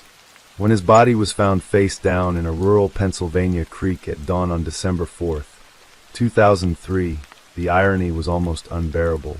The man who had devoted himself to uncovering truth had become, in death, one of the most impenetrable mysteries in the history of American law enforcement. More than 2 decades later, no one has been charged. A $100,000 federal reward sits unclaimed, and Jonathan Luna's family waits in a silence that the law, for all its power, has never been able to fill. He was born on October 21st, 1965, in the South Bronx, New York City. His father was Filipino and his mother was African American, a woman from the American South, and together they raised their son in the Patterson Houses, a public housing complex in the shadow of Yankee Stadium. The South Bronx of the 1960s and 1970s was not a forgiving place. It was a neighborhood shaped by poverty, by crime, by the particular exhaustion of communities that the rest of the city had decided to look away from. Jonathan Luna looked inward instead. He was, by every account, a quiet and determined young man, the kind of person who transforms the conditions of his beginning into the fuel for something larger. He attended Fordham University for his undergraduate degree, then made his way to the University of North Carolina School of Law, where his roommate was Reggie Shuford, a man who would later speak of Jonathan with both admiration and grief. From UNC Law, Jonathan entered the world of serious legal work, a position at the prestigious firm Arnold & Porter in Washington, D.C., then a role at the Federal Trade Commission, and then the move that would define the rest of his working life. A position as a prosecutor, first in Brooklyn, and then in Baltimore, where he became an assistant United States attorney. He was, in the language of institutions, a success story. A man from the Patterson houses, prosecuting federal cases in Baltimore's U.S. District Court. He had married Angela Hopkins, an obstetrician, in August 1993, and they had built a life together. A home, 2 children, the structure of a family that a man works hard to protect. To look at Jonathan Luna from the outside was to see a portrait of someone who had done everything right. And yet, on the night of December 3rd into the morning of December 4th, 2003, something happened to him that no one has ever been able to fully explain. To understand the final hours of Jonathan Luna's life, you need to understand the case that was consuming him in the weeks leading up to his death. He was the lead prosecutor in a drug case involving 2 defendants named Warren Grace and Anthony Harris. It was the kind of federal narcotics case that passes through U.S. district courts with some regularity, serious, important work, but not the sort that makes headlines. The case had hinged, as many such prosecutions do, on the testimony of a government informant. And that informant, at the critical moment, had changed his testimony. He was no longer cooperating. The case that Jonathan had been carefully building was now wobbling on its foundation. On the evening of December 3rd, Jonathan responded to the crisis the way a diligent federal prosecutor would. He reached out to the defense attorneys for Grace and Harris and offered a plea deal. The defense attorneys accepted. Now the paperwork needed to be finalized. A plea agreement had to be drawn up, reviewed, and transmitted before court proceedings could continue. Jonathan sat at his desk in the federal courthouse on Lombard Street in Baltimore and began the work. Computer logs would later show him still editing the document at 11:38 p.m. He had promised the defense attorneys he would fax over the finalized documents. The fax never arrived. What Jonathan did next is the part of this story that has never stopped demanding an explanation. At approximately 11:30 p.m., he gathered himself and prepared to leave the courthouse. It was the middle of the night in the middle of the week, in a building full of people who were, presumably, still at work. And as Jonathan walked out, he left behind 2 things that, for a man about to drive a car, were not small omissions.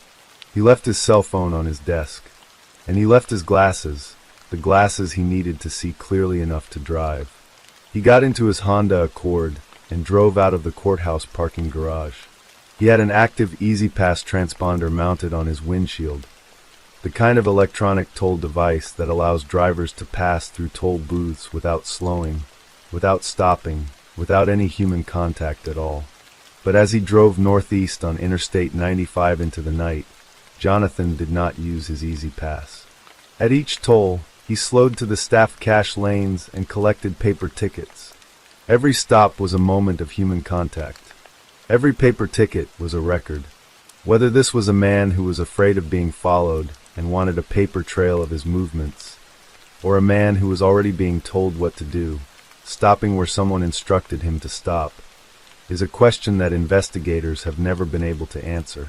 What is certain is that the choices Jonathan made that night do not resemble the choices of a man acting freely and alone. At 12:57 in the morning, Jonathan's ATM card was used at the JFK Plaza Service Center near Newark, Delaware. He withdrew $200 in cash. Cash that leaves no further trail, that passes from hand to hand without record. By 2:47 a.m., he had crossed the Delaware River toll bridge and was on the Pennsylvania Turnpike. At 3:20 a.m., his debit card was used again, this time to buy gasoline at the Sunoco station at the King of Prussia Service Plaza, just outside Philadelphia. Surveillance footage captured a figure near the gas station at that hour, though the FBI would later assess the footage as too grainy to be definitively useful. Someone at a Roy Rogers restaurant at a rest stop along the route later claimed to have seen Jonathan that night, to have recognized his face, his court ID badge, his suit.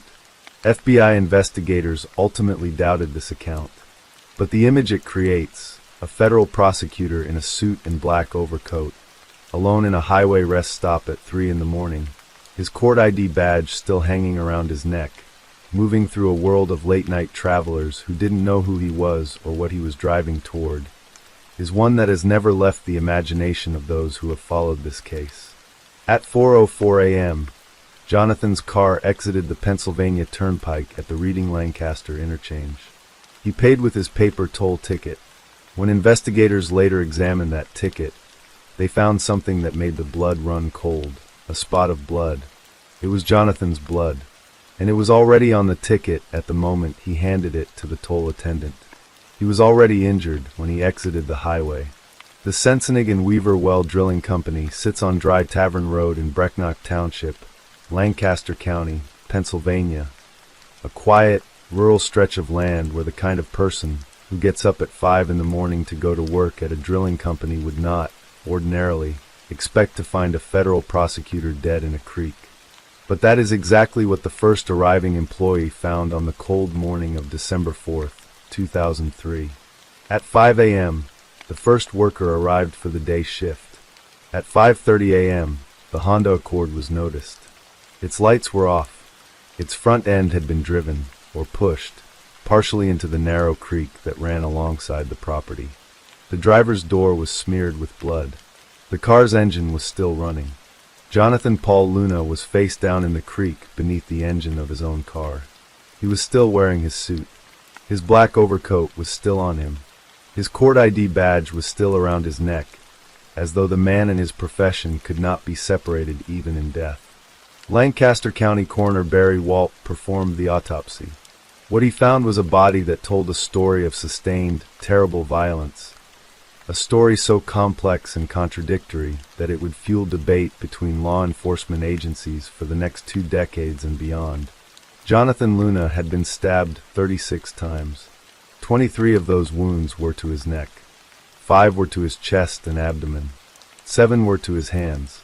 There was also blunt force trauma to his face, his neck, his groin, and his upper extremities. A circular bruise marked his left wrist, the kind that suggests restraint, that a wrist was held or bound. There were incisions over both knees and the back of his legs. The cause of death, despite all those wounds, was drowning. Jonathan Luna had been alive when he entered the creek. However damaged, however weakened, he had still been breathing when the cold Pennsylvania water closed over his face. Inside the car, investigators found a pool of blood on the floor of the rear seat. Not the driver's seat, not the passenger seat, but the back. The pool of blood in the back seat suggested that at some point during the night, Jonathan had been in the back of the car while someone else was driving. A second blood type was also discovered in the vehicle. Someone else's blood was in Jonathan Luna's car, and a partial fingerprint, not belonging to Jonathan, was lifted from the evidence as well. The Lancaster County coroner ruled the death a homicide, and then the story fractured, because while the Lancaster County authorities and 2 successive county coroners maintained unequivocally that Jonathan Luna had been murdered, the FBI moved in a different direction entirely. The Bureau's investigators, who had called the case one of their highest priorities in the immediate aftermath, began to lean toward a different conclusion, that Jonathan Luna had killed himself. The suicide theory was built on a collection of details that investigators, or perhaps those who wanted a particular conclusion, had assembled into a portrait of a man under extreme pressure. There were reports that $36,000 had gone missing from a robbery case that Jonathan had previously prosecuted, and that he had been scheduled to take a polygraph test about it. There was a credit card his wife Angela did not know about. There was a $25,000 debt. His name had apparently appeared on an internet dating website. Individually, each of these details might be explained in any number of ways. Together, they were used to construct the outline of a man whose life was collapsing beneath its surface. A man who, the suicide theory suggested, had driven into the dark of a Pennsylvania night and ended his own life in a rural creek. But the suicide theory collided with something the autopsy revealed in November 2025, when the Lancaster County records were finally unsealed after a lengthy court battle led by the Reporters Committee for Freedom of the Press. Jonathan Luna's small pocket knife, The knife that early leaks had insisted he had used to inflict his own wounds was found on his person, closed and unopened. There was no blood on it, not a trace. The knife that was supposed to be the weapon of self-destruction had never been unfolded. In the weeks and months after Jonathan's death, the investigation took a turn that has never been fully explained. CBS News reported that supervisors at the FBI's Baltimore field office had begun focusing, internally, on one of their own female agents as a possible suspect in the murder. The agent's name was not made public, but sources told CBS that she and possibly a senior colleague had become the subject of an internal FBI probe.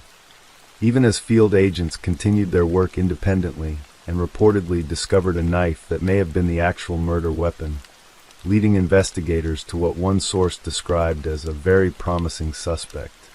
What happened to that suspect, whether the lead was pursued, suppressed, or simply dissolved, has never been made clear.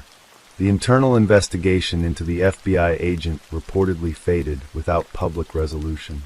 The promising suspect was never charged, and the case, with all its evidence and all its unanswered questions, continued to accumulate years.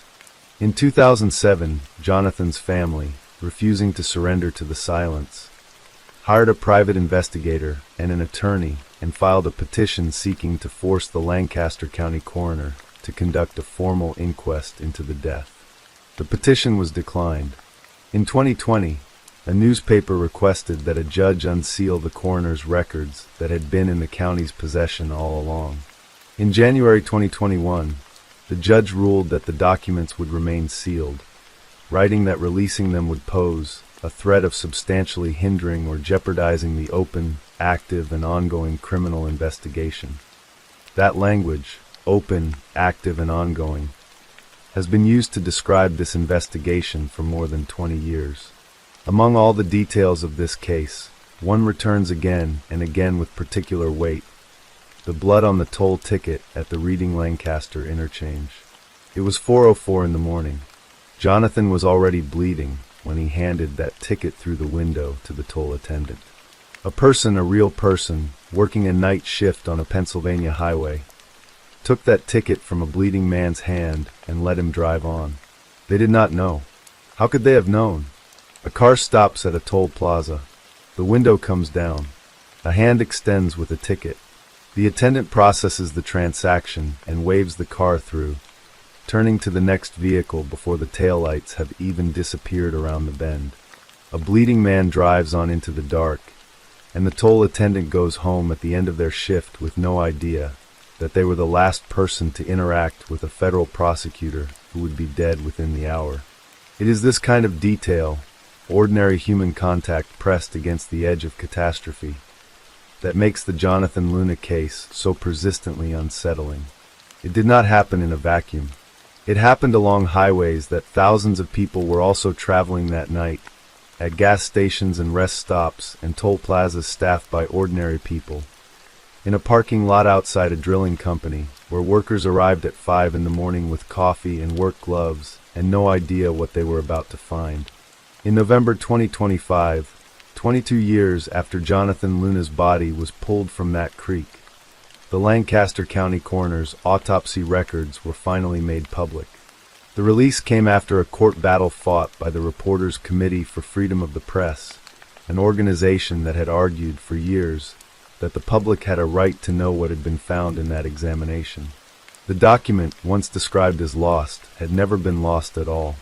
It had been sealed, kept from view, locked away in county records while a family waited, and a $100,000 reward went unclaimed. When its contents were finally known, they confirmed what the Lancaster County coroner had concluded in 2003. The manner of death was homicide. Not accident, not suicide, homicide. The autopsy described wounds consistent with the use of a can opener, spike, knife, tool, mark, fingernail marks. Multiple instruments, multiple kinds of force. It described blunt force trauma to areas of the body that no suicide victim inflicts upon themselves. It described a man who had been hurt systematically, deliberately, over a sustained period, before he was left face down in the cold water of a Pennsylvania creek. 22 years is a long time to wait for the truth. It is long enough for children to grow into adults, for a city to change its skyline, for the people who knew a man to age into the quiet acceptance that justice, in this case, may never come. Angela Luna, the obstetrician who married Jonathan in August 1993, who built a life with him, who had 2 children with him, has spent more than 2 decades in that waiting. The question of what happened to Jonathan Luna in the hours between leaving the Baltimore courthouse and being found in that creek has never been answered satisfactorily. The questions multiply rather than diminish. Why did he leave his glasses, essential for driving, behind? Why did he leave his cell phone? Why did he choose cash lanes when his Easy Pass would have been faster and easier? Where did he go during the gaps in the timeline that investigators could never fully account for? The stretches of time unaccounted for between his known locations.